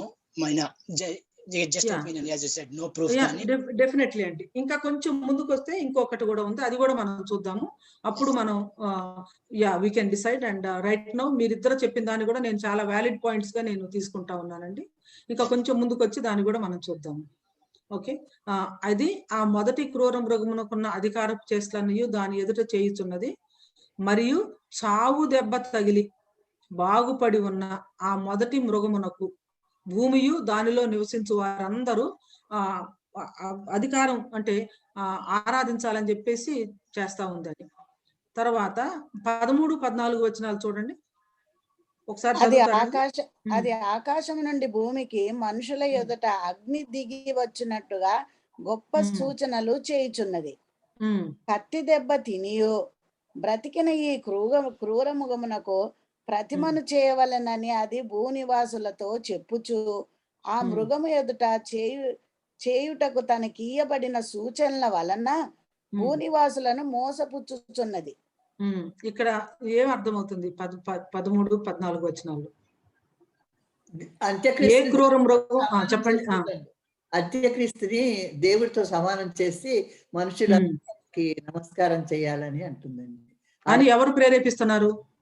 మృగం అండి. అది క్రూర మృగానికి చెయ్యమని ఇంకొకటి రెండో ఆమె వచ్చింది చూడండి. రెండో క్రూర మృగం ఇది చేస్తా ఉంది. అది అంటే కత్తి దెబ్బ తినియు బ్రతికిన ఈ క్రూర మృగమునకు ప్రతిమను చేయవలనని అది భూనివాసులతో చెప్పుచు. ఎవరు ఈ భూనివాసులతో చెప్తుంది? అబద్ధ ప్రవక్త అంత్యక్రీస్తుని ఎగ్జాల్ట్ చేస్తుంది. అంత్యక్రీస్తు ఏమో ఆ సర్పాన్ని ఎగ్జాల్ట్ చేస్తే, ఆ తర్వాత అబద్ధ ప్రవక్త ఏమో అంత్యక్రీస్తుని ఎగ్జాల్ట్ చేయటం మనం చూస్తాం.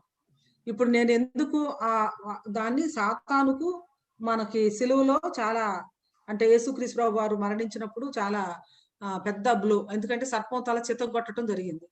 కాబట్టి సర్పం తల చితక తొక్కటం జరిగింది కాబట్టి ఇక్కడ సర్పాన్ని గురించి లేదు. కత్తి దెబ్బ తినియు బ్రతికిన ఈ క్రూర మృగమునకు అని స్పెసిఫిక్ గా అంత్యక్రీస్తు గురించి ఉంది కాబట్టి కొంచెం నేను క్వశ్చన్ మార్క్ పెట్టాను అనమాట. ఎనీవే ఇంకా కొంచెం ముందుకు వద్దాం.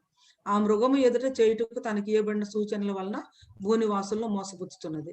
తర్వాత 15-16 వచనాలు కూడా చూద్దాం ఒకసారి.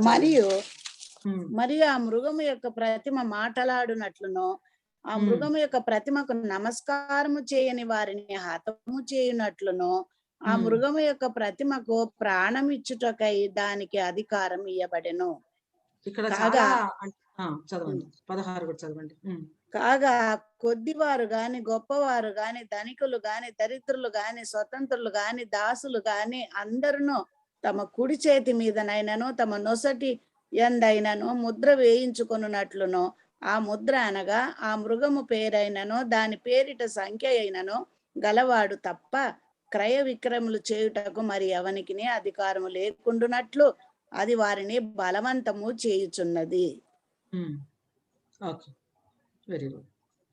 సో ఇప్పుడు మనము యాక్చువల్ గా ఈ చూస్తున్న ఇదంతా కూడా ఇదన్నమాట. ప్రకటన గ్రంథం 13 అధ్యాయాన్ని మనం చూస్తా ఉన్నాం అన్నమాట. అక్కడ ఉన్నటువంటి 2 బీస్ట్లు మనం చూస్తున్నాము. సముద్రంలో నుంచి వచ్చిన మృగం ఒకటి, అది 7 హెడెడ్ బీస్ట్ అన్నమాట. భూమి మీద నుంచి వచ్చినటువంటి ఇంకొక మృగం, అక్కడ అంత్యక్రీస్తు, ఆ తర్వాత అబద్ధ ప్రవక్త. వాళ్ళకు ఉన్నటువంటి ఆ 42 నెలల కాలము అది. సో ఇక్కడ ఈ 42 నెలల కాలంలో ఏమి జరుగుతుంది అనే దాన్ని మనం ఇక్కడ ప్రకటన గ్రంథం 13 అధ్యాయంలో మనం చూసామన్నమాట.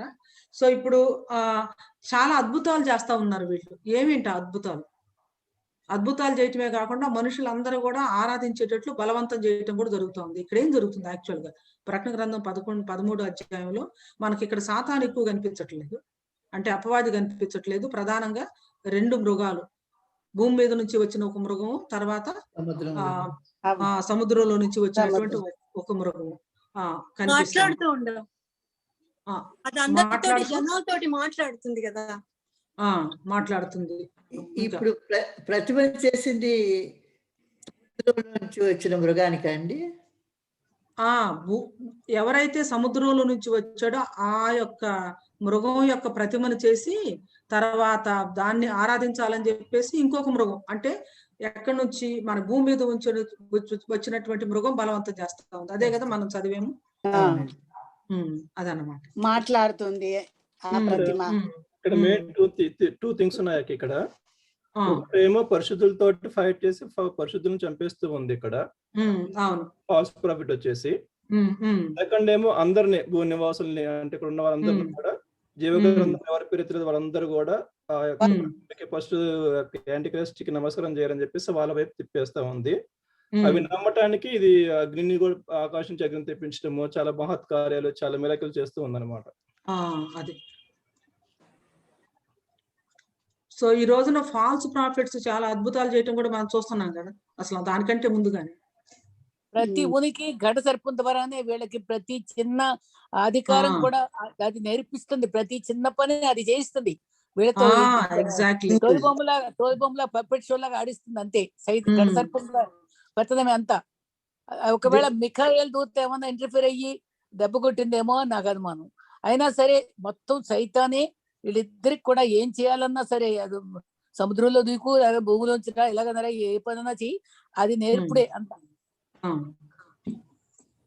నేను ఇంకొక మాట, చావు దెబ్బ అనే దాన్ని సిలువకు నేను ఎందుకు తీసుకోవట్లేదంటే, అసలు చావు దెబ్బ కాదు, అసలు చచ్చిపోయింది. సాతాను తల చితగొట్టబడింది. చితగొట్టిన తలకి ఇంకేముంటది, ఏమి లేదు.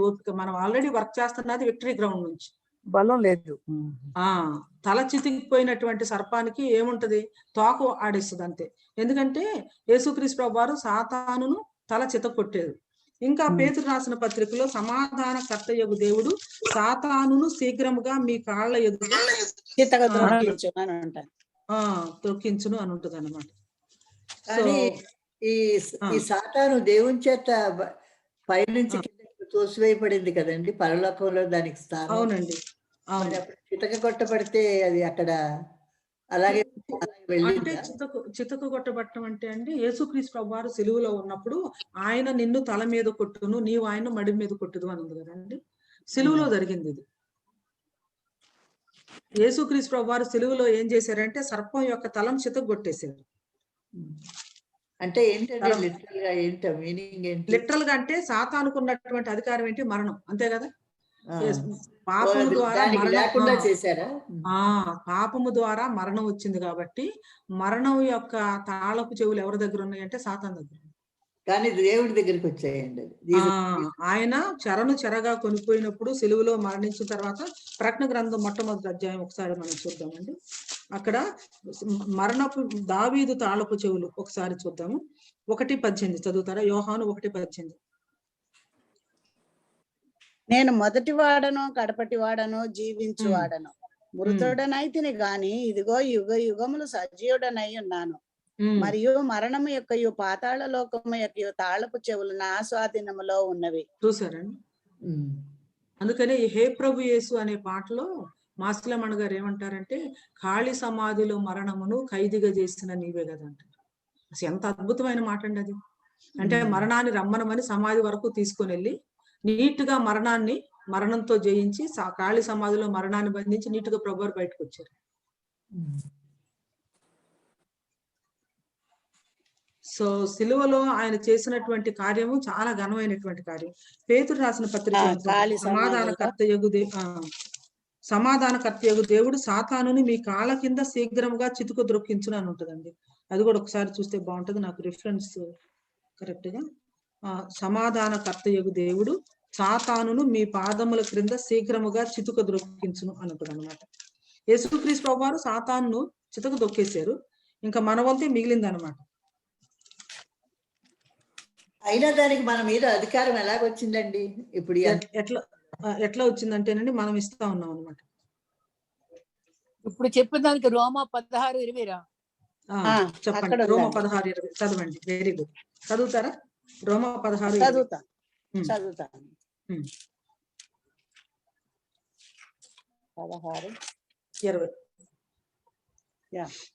సమాధానకర్తయగు దేవుడు సాతానును మీ కాళ్ళ క్రింద శీఘ్రముగా చితక త్రొక్కించును. సాతానును మీ కాళ్ళ క్రింద శీఘ్రముగా చితక త్రొక్కించును. పల్లెటూర్లలో ఎప్పుడైనా స్నేక్ ని చంపటం మీరు చూసారండి? మీ బాల్యంలో ఏమైనా గుర్తు చేసుకొని స్నేక్ ని ఎలా చంపుతారు? ఎగ్జాక్ట్లీ. ముందు హెడ్ అని ఏం చేసేస్తారు? బాగా బ్రేక్ చేసేస్తారు. ఇక అయిపోయింది పని. అయితే చివర చుట్టుపక్కల చిన్నపిల్లలు ఉంటే వాళ్ళు ఏం చేస్తారు? పిలిచి పాముని చంపేయండి అని చెప్పేసి తోక కదులుతున్న పాముని, అంటే వీళ్ళలో కాన్ఫిడెన్స్ ని బిల్డ్ చేయడానికి అన్నమాట. వాళ్ళు కాళ్ళతో కొట్టేసేసి ఆహా మేము చంపేసాం పాపం స్నేక్ అని అనుకుంటారు. అవునా? ఇప్పుడు ఆ పాము కూడా సాతానేనండి? లేదండి, నేను ఎగ్జాంపుల్ చెప్తా ఉన్నాను. కాదు, అసలు అడుగుతున్నానండి. సాతాను కాదండి, కాదు. ఎందుకంటే ఆ పాము మామూలుగా దేవుని సృష్టిలో ఒక జంతువు. అసలు ఈ పాము ఎవరంటే ఆది సర్పము లేదా ఘట సర్పం. అయితే నేను ఇప్పుడు చెప్పినటువంటి ఎగ్జాంపుల్ ఏంటంటే యేసుక్రీస్తు ప్రభు వారు సిలువలో సర్పం యొక్క తల చెతగొట్టేశారు. మరణం యొక్క ఘట సర్పం. మామూలుగా ఈ సర్పానికి కూడా చాలా యుక్తి ఉంటది. అవును. సో ఇక్కడ ఒకవేళ మీరు అలా తీసుకున్నా కూడా అంటే that's not actually against interpretation అనుకుంటున్నాను. You can take it. కాకపోతే అది తీసుకోవటానికి నాకున్నటువంటి 2 ఇవి కాబట్టి సిలువలో జరిగింది ఏంటంటే చావు దెబ్బే కాదు, అసలు సాతాన్ని చితగొట్టేశారు యేసుక్రీస్తు. యుద్ధానికి ఎందుకు వెళ్ళిందండి? ఏంటండి? చివర్లో యుద్ధం చేస్తుంది కదా దేవునితోటి. అవునండి. అది ఎందుకు వెళ్ళింది? ఎలా వెళ్ళగలిగిందండి చితగొట్టిన తర్వాత? అంటే మరణము మీద సాతానుకు అధికారం అనేది లేకుండా చేశాడండి. అంటే మిగతా అంటే సాతాను యొక్క దానిలో అంటే మన మీద హక్కు లేకుండా చేశాడండి. మనం అంతే కదండి. మన మీద ఎవరు అయితే మారు మనసు ఎవరైతే పొందారో వాళ్ళ మీద హక్కు లేదు. పొందినటువంటి వాళ్ళు ఇంకా ఎక్కడున్నారు? ఆమెతో పాటు ఉంటారండి వాళ్ళు. అది ఘట సర్పము తర్వాత అపవాది అధికారంలో ఉన్నారు. అది అయితే ఎందుకు వెంటనే దేవుడు శిక్ష విధించలేదు అంటే దేవుడు ఒక టయాన్ని నిర్ణయించాడు, దాన్ని ఏర్పాటు చేశారు కాబట్టి నా సమయం కోసం ఎదురు చూస్తూ ఉన్నారు. ఓకే సిస్టర్, ఒక క్వశ్చన్. చెప్పండి బ్రదర్ ఆనంద్ గారు. సిస్టర్, మనం thanks for bringing this 2 chapters. అంటే మనకి ఇప్పుడు హైరార్కీ ప్రకారం సాతాను, అంత్యక్రీస్తు, క్రీస్తు, ఫాల్స్ ప్రాఫిట్, ఇదే కదా సిస్టర్ మన రెండో రిలేషన్. ఆ రిలేషన్ వచ్చేటప్పటికి ఫస్ట్ ఇప్పుడు ఈ మెయిన్ తల బద్దకు చావు దెబ్బ తిన్నవాడు సాతాన్ అని మనకి క్లియర్ గా అర్థమవుతుంది కదా సిస్టర్. అదే అయితే ఇప్పుడు అంటే మన ఇంటర్ప్రిటేషన్ ప్రకారం నాకు ఒక పాయింట్ ఇందులో ఏమొచ్చిందంటే, ఆ యొక్క ప్రతిమకు కూడా ప్రాణం తీసుకురాగల అధికారం ఇచ్చినన్నారు. ఆ అధికారం ఎవరు ఇచ్చారు సిస్టర్? దానికి ఒక లైన్ ఎక్కడో చదివాం, ఒక వర్షంలో చదివాం. అవునండి, అవును అయ్యా, అదే కరెక్ట్. ఇప్పుడు ఏంటంటే దేవుడు అంటే దేవుడు అక్కడ తల చెత కొట్టేసినా కూడా మనం ఇప్పుడు చదివిన వెర్సెస్ లో వీళ్ళు పెద్ద బేబస్సాన్ని సృష్టించగలరు వీళ్ళ ముగ్గురు కలిపి భూమి మీద అని ఉన్నది. అదొక శక్తి ఒకటి. రెండోది, ఆ ప్రతిమకి ప్రాణం ఇచ్చుటకు దానికి అధికారం ఇవ్వబడును. అంటే ఆ ముగ్గురము యొక్క ప్రతిమకు ప్రాణం ఇచ్చుటకు అధికారం ఇవ్వబడును. అంటే ఈ రెండోడికి యాంటీ క్రైస్ట్ కి అధికారం ఇవ్వబడిందా? ఆ ఫస్ట్ మృగానికి ప్రతిమకు ప్రాణం, ఎందుకంటే ఫస్ట్ మృగం యొక్క ప్రతిని చేసి వాళ్ళకి నమస్కారం చేయండి అని ఈ రెండవ మృగం అంటుంది. ఈ మృగం ఆ మృగం యొక్క ప్రతిమకు ప్రాణం ఇచ్చుటకు దానికి అధికారం ఇవ్వబడును. అంటే రెండో మృగానికి యాంటీ క్రైస్ట్ కి అధికారం ఇవ్వబడింది అంటారా? అంటే నాకు ఇది కొంచెం if we can take it as a separate but definite గా అండి. అయితే ఇంతకుముందు నేనేం చెప్పానంటే, అసలు దేవునికి తప్ప ఎవరికి అధికారం లేదు ప్రాణం మళ్ళా తీసుకొని రావటానికి. కానీ ఈ ఒక్క సందర్భంలో మాత్రం, అంటే సాతాను ఈ అధికారం ఇచ్చినప్పటికీ కూడా దేవుడు దీన్ని అలౌ చేశాడు. ఎందుకంటే ఇక దట్ వాస్ ద ఫైనల్ ఇది కాబట్టి. ఎందుకంటే ఇప్పుడు వీళ్ళు చేస్తున్నటువంటి మిరకిల్స్ మామూలు మిరకిల్స్ కాదు. ఇది చాలా అంటే జనాలను డిసీవ్ చేయడానికి చాలా సూపర్ టాప్ క్లాస్ మిరకిల్స్ లాగా కనిపిస్తుంది. అంటే చచ్చిపోయినటువంటి ప్రతిమకు ప్రాణము తీసుకురావటం ఏంటండి? తర్వాత కొద్దివారు గాని గొప్పవారు గాని ఈ ఒక్క చోటే మనం అది చూస్తాం అన్నమాట. అంతకుముందు ఎక్కడైనా కూడా లైఫ్ ఉనికిలోనికి తీసుకొచ్చిన దేవుడు ఇక ఎవరు ఎదవలేదు. పాత నిబంధనలో ఒక్క చోట ఏముందంటే, సమూయేల్ని మృతుల్లోకంలో నుంచి సోదె చెప్తున్నటువంటి స్త్రీ తీసుకురాగలుగుతుంది, బయటికి తీసుకొస్తుంది. ఒకే ఒక్క చోట మనం చూస్తాం, ఎక్కడ అట్లాంటివి చూడము. ఇక్కడ కూడా ప్రకటన గ్రంథంలోనే ఒకే ఒక్క చోట మనం చూస్తాం. ఇక్కడ ఇద్దరు బీస్టులు ఉన్నారు. ఒకటేమో భూమిలో నుంచి వచ్చినటువంటి బీస్ట్, రెండో బీస్ట్ ఏమో సముద్రంలో నుంచి వచ్చినటువంటి బీస్ట్. సో ఇప్పుడు మనకి ఘట సర్పము మనకి క్లియర్ గా తెలుసు, సాతాను అపవాది అని. తర్వాత సముద్రంలో నుంచి వచ్చినటువంటి బీస్ట్ అంత్యక్రీస్తు అని చెప్పేసి మనకు తెలుసు. ఆ తర్వాత అబద్ధ ప్రవక్త ఉన్నాడు. అబద్ధ ప్రవక్త భూమిలో నుంచి అంటే యూదుల్లో నుంచి అని చెప్పేసి అంటారు కొంతమంది, లేకపోతే రోమన్ ఇదని అంటారు. తర్వాత అసలు ప్రొటెస్టెంట్ ఇదిలో మార్టిన్ లూథర్ గారు అయితే ఒకసారి అసలు ఆల్మోస్ట్ పోపు ఈ విధమైనటువంటి ఇదికి వస్తాడని చెప్పేసి అంటారు. కొంతమంది ఏమో దాను సర్పం అని చెప్పేసి ఉంది కాబట్టి దాను గోత్రంలో నుంచి యూదులో నుంచి వస్తారని, ఇట్లా రకరకాలైనవి ఉన్నాయి. అయితే ఇక్కడ మీరు అడిగినటువంటి ప్రశ్న ఏంటంటే, ఇక్కడ చనిపోయింది ఎవరు అంటే అంత్యక్రీస్తు అండి. దానికి ప్రాణం తీసుకొచ్చింది ఎవరంటే అబద్ధ ప్రవక్త. ఈయన రిలీజియస్ కౌంటర్ పార్ట్ కదా. ఎప్పుడు చచ్చిపోయాడండి అంత్యక్రీస్తు? ఈ 3.5 సంవత్సరాల కాలంలో ఈ చనిపోవటము మళ్ళీ లేవటము ఈ మిరకల్స్ అన్ని చేస్తారండి. ప్రతిమ మాట్లాడినట్లు ప్రతిమ మాట్లాడటం ఇవన్నీ కూడా ప్రతిమను చేశారండి. సముద్రంలో సముద్రంలో నుంచి వచ్చింది ప్రతిమ. సముద్రంలో నుంచి అంత్యక్రీస్తు రావటం మనం చూసాము. 3.5 సంవత్సరాలు మామూలుగా పొలిటికల్ లీడర్ లాగా ఆయన పరిపాలన చేయటం మనం చూస్తాము. మరి ఎప్పుడు చచ్చిపోయాడండి? ఆ తర్వాత 3.5 years. ఇక్కడ చెప్పలేదు మనకి, ఇక్కడ చచ్చిపోయినట్టు ఎక్కడ రాయలేదండి. అయితే ఇక్కడ ఏముందంటే ఒకసారి మనం చూద్దామండి. అది ఆకాశం నుంచి భూమికి మనుషులు ఎదుట అగ్ని దిగి వచ్చినట్లుగాను గొప్ప సూచనలు చేయిస్తున్నది. ఓకే, కత్తి దెబ్బ తినియు బ్రతికిన అంటే ఏంటి? ఈ క్రూర మృగమునకును ప్రతిమను చేయవలనని అది భూనివాసులతో చెప్పుచు ఆ మృగము ఎదుట తనకియ్యబడిన సూచనల వలన భూనివాసుల్లో మోసపుచ్చుతున్నది. అంతేకాకుండా ఆ మృగము యొక్క ప్రతిమ మాట్లాడినట్లును ఆ మృగము యొక్క ప్రతిమకు ప్రాణము ఇచ్చుటకై దానికి అధికారం ఇవ్వబడి కాబట్టి ఇది ఎప్పుడు జరుగుతున్నదని అనుకోవాలి మనం? చచ్చిపోయాక 3.5 years లో ఇవన్నీ కూడా జరుగుతున్నాయి అనేది మనకు అర్థమవుతుంది.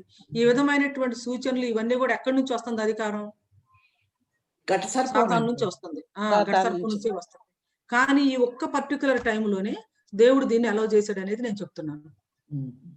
అది కాబట్టి ఉద్దేశం ఏమిటి అంటే అందరూ మోసపోయి ఆ ప్రతిమకు నమస్కారం చేయటానికి ఇవన్నీ కూడా ఇవ్వబడింది అని చెప్పేసి మనం చూస్తాం. కొద్దివారు గాని, గొప్పవారు గాని, ధనికులు గాని, దరిద్రులు గాని, స్వతంత్రులు గాని. ఇప్పుడు మనము ర్యాప్చర్ తర్వాత భూమి మీద నేషన్స్ అందరూ ఉంటారా? ఉంటారు. ప్రజలందరూ ఉంటారా? ఉంటారు. పొలిటికల్ సిస్టమ్స్, కంట్రీస్ అన్ని ఉంటాయా?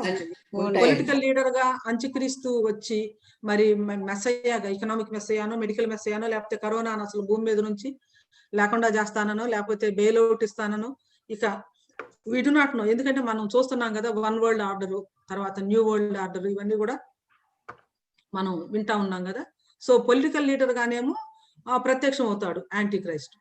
ఆయనకి కౌంటర్ పార్ట్ గా సపోర్ట్ చేయటానికేమో అబద్ధ ప్రవక్త మరి ఆయన ప్రమోట్ చేయటం కానీ, ఆనర్ చేయటం కానీ, ఇవన్నీ కూడా చేయటం జరుగుతుంది అని చెప్పేసి మనం చూసాం.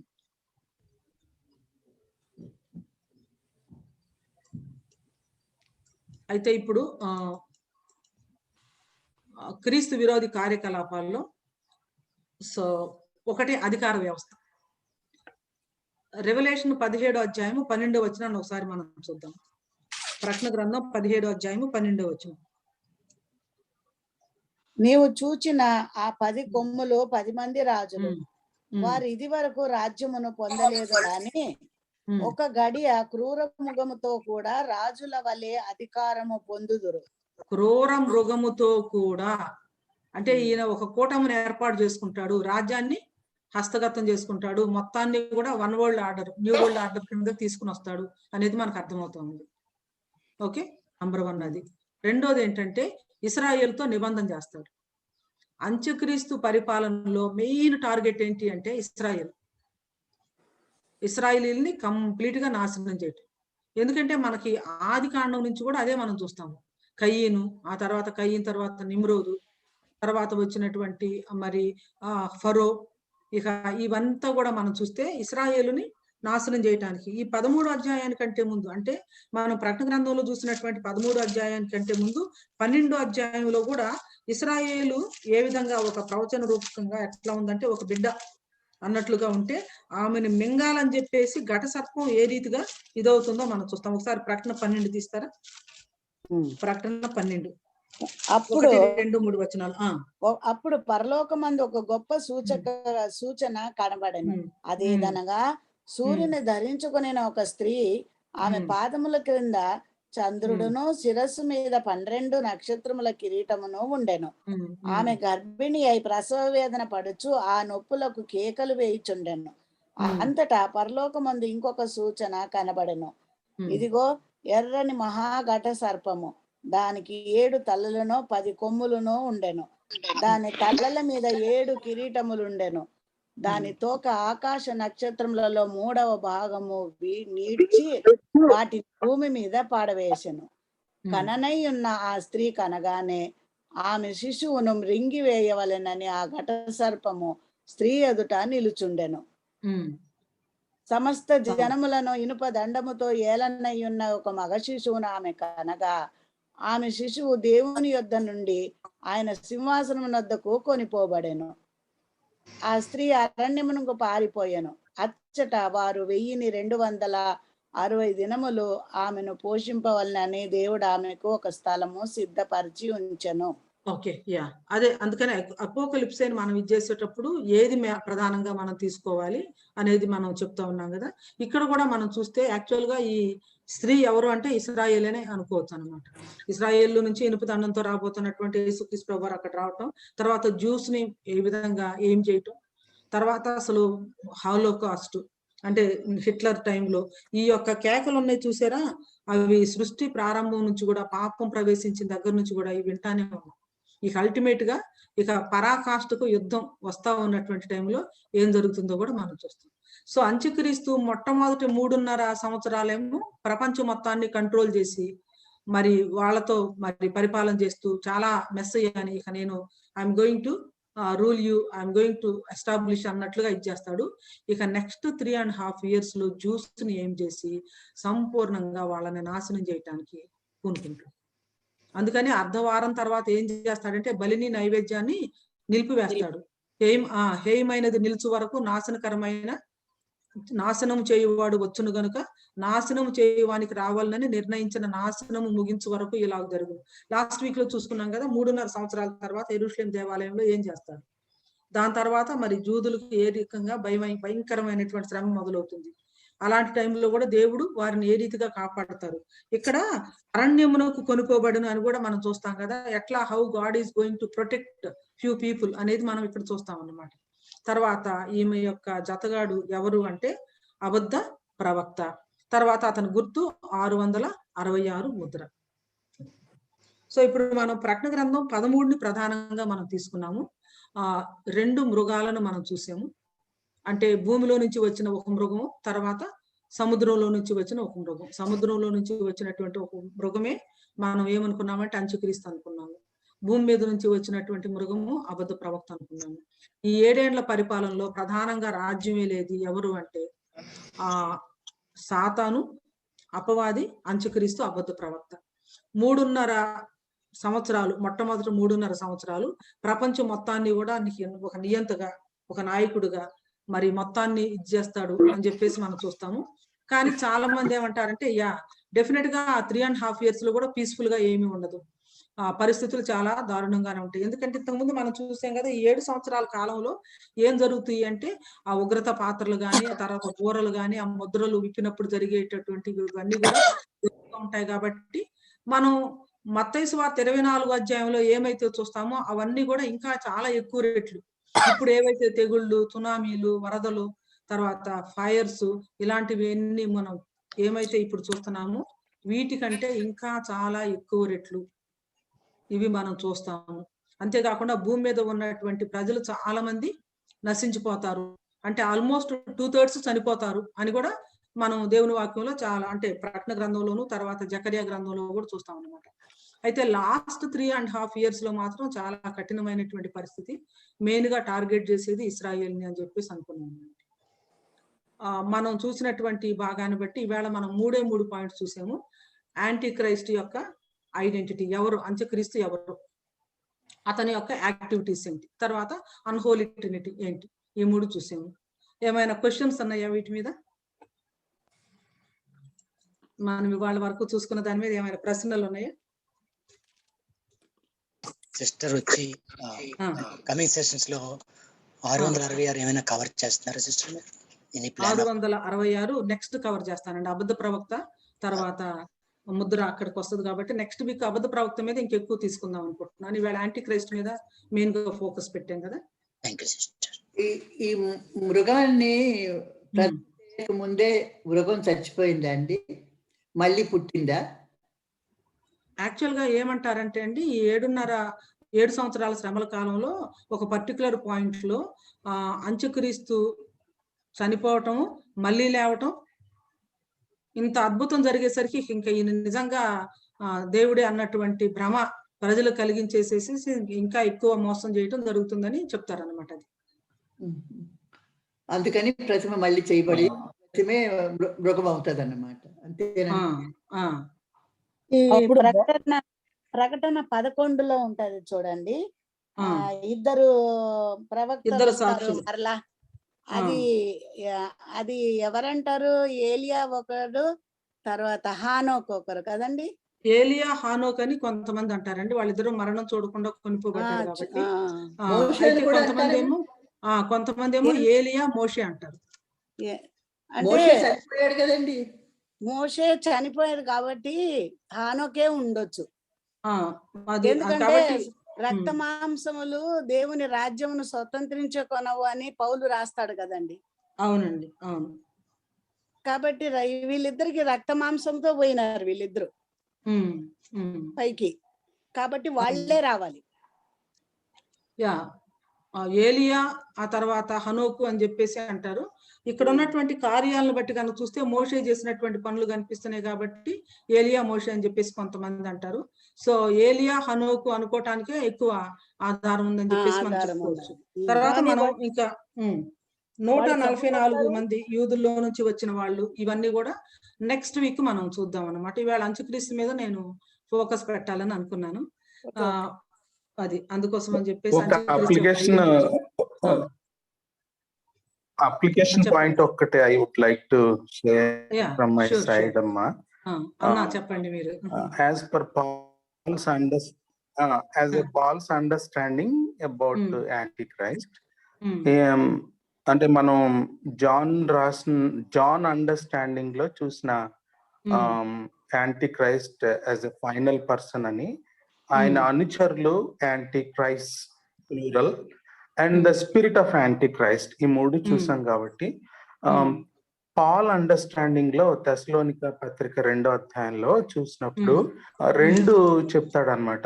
He opposes truth and he exalt himself in the place of God.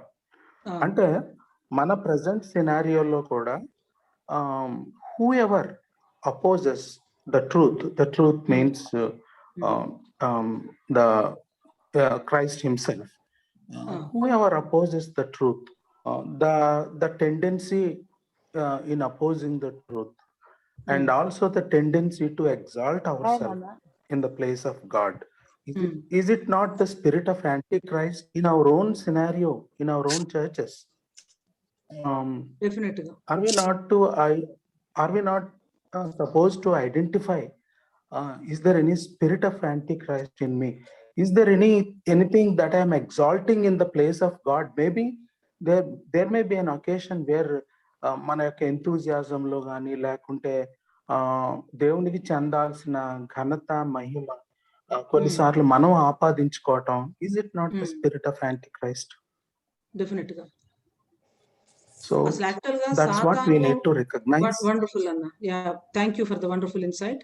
అంతేకాకుండా అసలు అపవాది చేసింది కూడా మొట్టమొదటి అదే కదా, నేను సభా పర్వతం మీద కూర్చుంటాను, మహోన్నతుడి కంటే అదే కదా మొట్టమొదటి అపవాది చేసింది కూడా అదే కదా.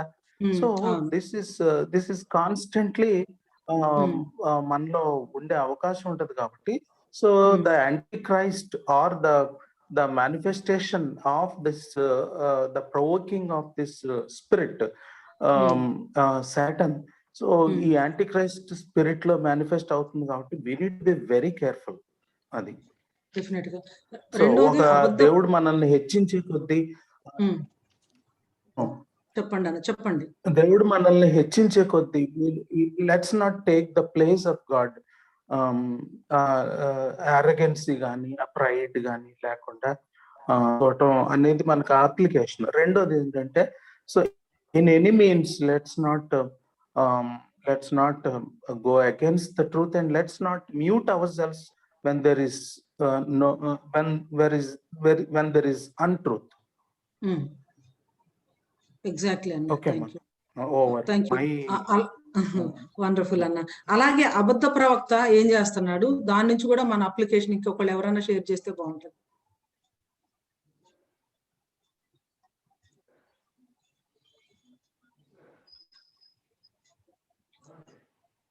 అబద్ధ ప్రవక్త జనాలను మోసపుచ్చడానికి చాలా ఆశ్చర్యమైన కార్యాలు చేస్తున్నట్లు మనం చూసాం కదా. అబద్ధ ప్రవక్త ఆశ్చర్యకారాలు చేసినప్పటికీ అది సగం చచ్చింది అని చెప్పి దానికి పవర్ లేదని గ్రహించుకుని, అది కేవలం సైతాన్ దగ్గర నుంచి పవర్ వస్తుందని తను అసహించుకుని మరి గ్రహించుకునేటువంటి అవకాశం వస్తుందని కూడా ఉంది ఒక చోట. ఇప్పుడు ప్రైడ్ ఎగ్జాల్టేషన్ గురించి మనం స్పిరిట్ ఆఫ్ యాంటీ క్రైస్ట్ గురించి మనం ఎలా అప్లికేషన్ తీసుకున్నాము. స్పిరిట్ ఆఫ్ ఫాల్స్ ప్రాఫిట్ అంటే ఫాల్స్ ప్రాఫిట్స్ అప్పటి నుంచి ఉన్నారు, ఈ రోజుల్లో ఇంకా చాలా ఎక్కువైపోయారు. ఈ సూచక్రియలు చేయడం, మహత్కారాలు చేయడం అది కూడా కనపడుతున్నాం కదా మనకి. ఆ ట్రేసెస్ బాగా వాళ్ళు దేవుని బదులు వీళ్ళనే మనుషుల్ని ఎగ్జాల్ట్ చేయడం, దేవుని పేరు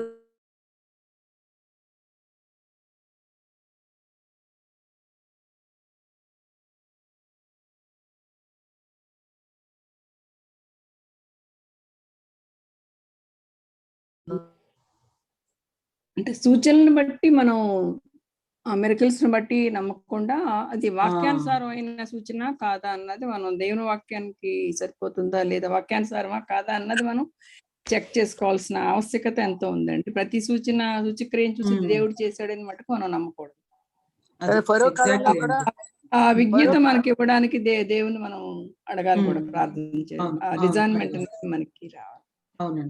ఫరో కాలంలో కూడా పాములు కర్ర పాములందరినీ తినేస్తుంది సరే చివరి మోషే కర్ర. అక్కడ కూడా వాళ్ళు చేయగలిగారు. అక్కడ కూడా చూస్తాం అవునండి. గారడి సీమోన్ కూడా చేసుకోగలిగాడు. ఇవన్నీ ఉన్నాయి. అక్క ఈ న్యూ ఏజ్ థింకింగ్, ఈ positive thoughts create I mean you can create things or things would happen in your life ani our thought process is also false prophet ane anukuntunanu. Definitely in a sense yeah ante extrapolation or extension అని చెప్పేసి అనుకోవచ్చు అన్నమాట. Coat and coat వాళ్ళు యేసుక్రీస్తు నామాన్ని ఉపయోగించరు, but in different forms అన్నమాట.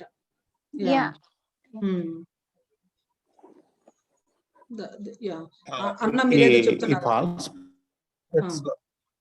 అమ్మా ఈ ఫాల్స్ ప్రాఫెసీ గురించి ఇందాక ఎవరో చెప్పారు, అంటే కౌంటర్ ఫిట్ మిరకిల్స్ గురించి ఒకటి.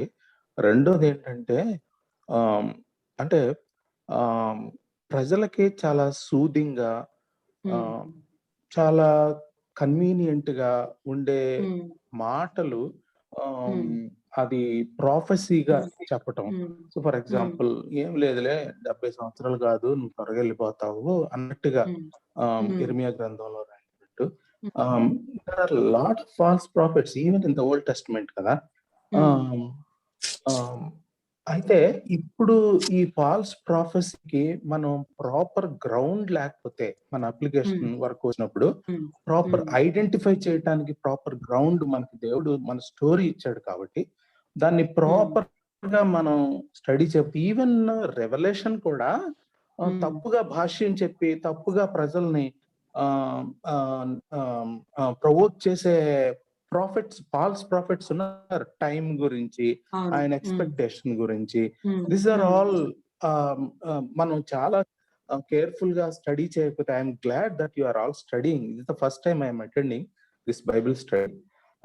సడన్ గా నాకు ఈ చర్చ్, మన బ్రదర్ చర్చ్ లో నేను ఒకసారి మాట్లాడాను అక్కడ యుఎస్ లో. అందుకని నేను క్యూరియాసిటీతో నేను వింటున్నాను అనమాట ఈరోజు. I'm glad that you are all studying. This proper ground, proper scriptural base లేకపోతే we cannot identify.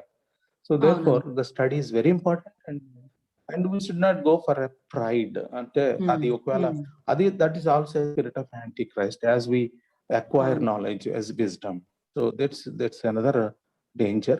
So therefore two things మనం చాలా జాగ్రత్తగా prophecy అంటే false prophet గురించి, యాంటీక్రైస్ట్ గురించిన అప్లికేషన్ మనం అప్లై చేసుకోవటం మంచిది ఈ టీచింగ్.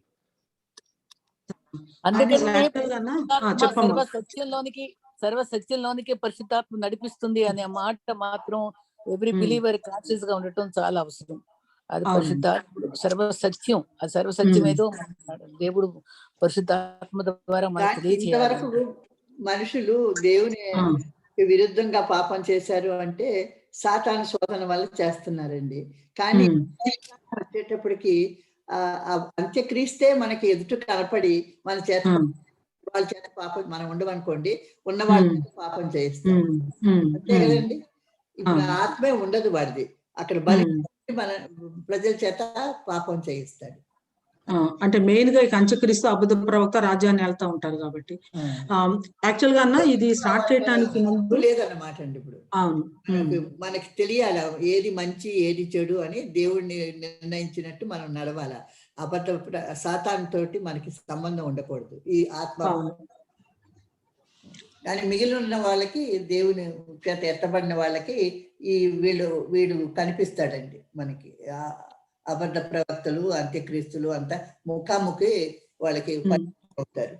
అది యాక్చువల్ గా ఇది తీసుకురావటానికి ముందు చాలా గ్రౌండ్ కవర్ చేసామన్న. ఎట్లా అంటే అసలు ఉపోద్ఘాతము, తర్వాత దాని తర్వాత నుంచి ఒక ఓవర్ వ్యూ, ఆ తర్వాత అసలు ఓల్డ్ టెస్టిమెంట్ నుంచి సెకండ్ కమింగ్ గురించి ఉన్నటువంటి ఆ ప్రవచనాలు, తర్వాత వాగ్దానాలు, ఇవన్నీ.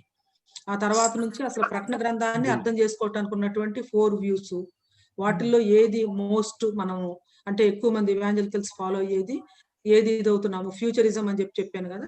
ఆ తర్వాత ర్యాప్చర్ గురించి కూడా ఉన్నటువంటి చాలా రకాలైనటువంటి ఒపీనియన్స్, వాటిల్లో మనం తీసుకున్నటువంటి ఒపీనియన్ ఏంటి, ఈ మొత్తాన్ని కూడా ఫ్రేమ్ వర్క్ మనం సెట్ చేసిన తర్వాత అప్పుడు దీనిలోనికి రావటం జరిగింది అనమాట. ఎందుకు అంటే అసలు ఇంత ఇంపార్టెంట్ అని ఒక 7-8 అయిపోయినాయి అన్న ఎపిసోడ్స్, ఇది 9th అనుకుంటాను. ఇంకా బిగినింగ్ లోనే ఉన్నాం యాక్చువల్గా. అదంతా ఇంట్రడక్షన్ ఎందుకంటే ఏ అండర్స్టాండింగ్ లేకుండా జనాలు ప్రకటన గ్రంథంలోకి వస్తున్నారు. అసలు ఎవరు ఏం మాట్లాడుతున్నారో ఏం చెప్తున్నారో కూడా తెలియదు అన్నమాట. అందుకోసం అని చెప్పేసి మనం ఒక చక్కని ఫ్రేమ్ వర్క్ మనం తీసుకొని వచ్చి ఒక పునాది వేసి ఒక గ్రౌండ్ వేసి అక్కడ నుంచి కొన్ని పిల్లర్స్ లేపి అక్కడ నుంచి డాట్స్ అన్ని కూడా కనెక్ట్ చేయడానికి మనం ట్రై చేస్తాం. అదొకటి. అమ్మా మరి ఎప్పుడు విన్నా సరే కొత్తగా ఉంటుంది కాబట్టి థాట్స్ అన్ని ప్రతిసారి కూడా అంటే నువ్వు కదరు కాబట్టి 1/4 టైమ్ ప్రీవియస్ కూడా కొంచెం గ్లింప్సెస్ కవరప్ చేసుకుంటూ ప్రొసీడ్ అవుదాం అమ్మా. I will be very very happy to do that. ఎందుకంటే ఫ్రేమ్ వర్క్ అనేది చాలా ఇంపార్టెంట్. మనకి ఫ్రేమ్ వర్క్ ఉన్నప్పుడు అటు ఇటు మనం పోం అన్నమాట. అది so with in those boundaries మనం ఉంటాం కాబట్టి కనెక్టివ్ గా ఉంటే ప్రతిదీ ప్రీవియస్ గా మనం ఏమేం చేసుకున్నాం, ఈ ఒక్కొక్క ఎపిసోడ్ చేసుకున్నాం చాలా గ్లింప్సెస్ చేసుకుంటూ అసలు రంగంలోకి వచ్చి కొంచెం నేర్చుకున్నా పర్వాలేదు మనం, కానీ అయిపోవాలి కంగారు పడిపో ముగించాలని కాదు, ఎందుకంటే ఎంతో నేర్చుకోవాలి.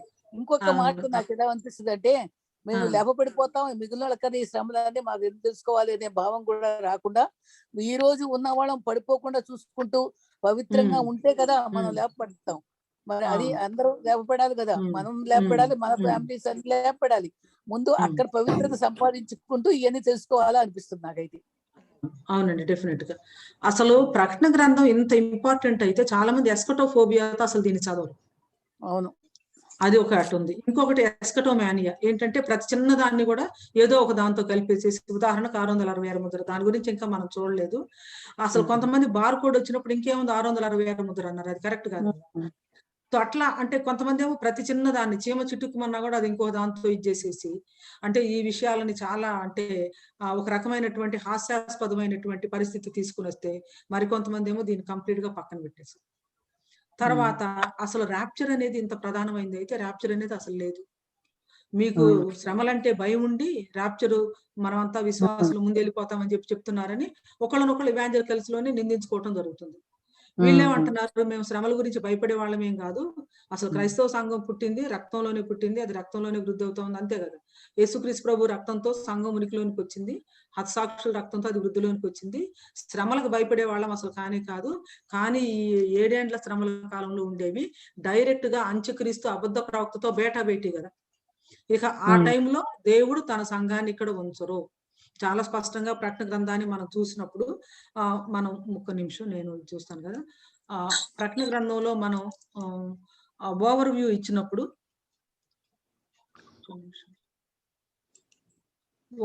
ఇచ్చినప్పుడు నేను చాలా స్పష్టంగా చెప్పాను ఏమిటంటే, ఇదేమో పాస్ట్ అయిపోయింది, 2, 3 జరుగుతూ ఉన్నవి ప్రజెంట్.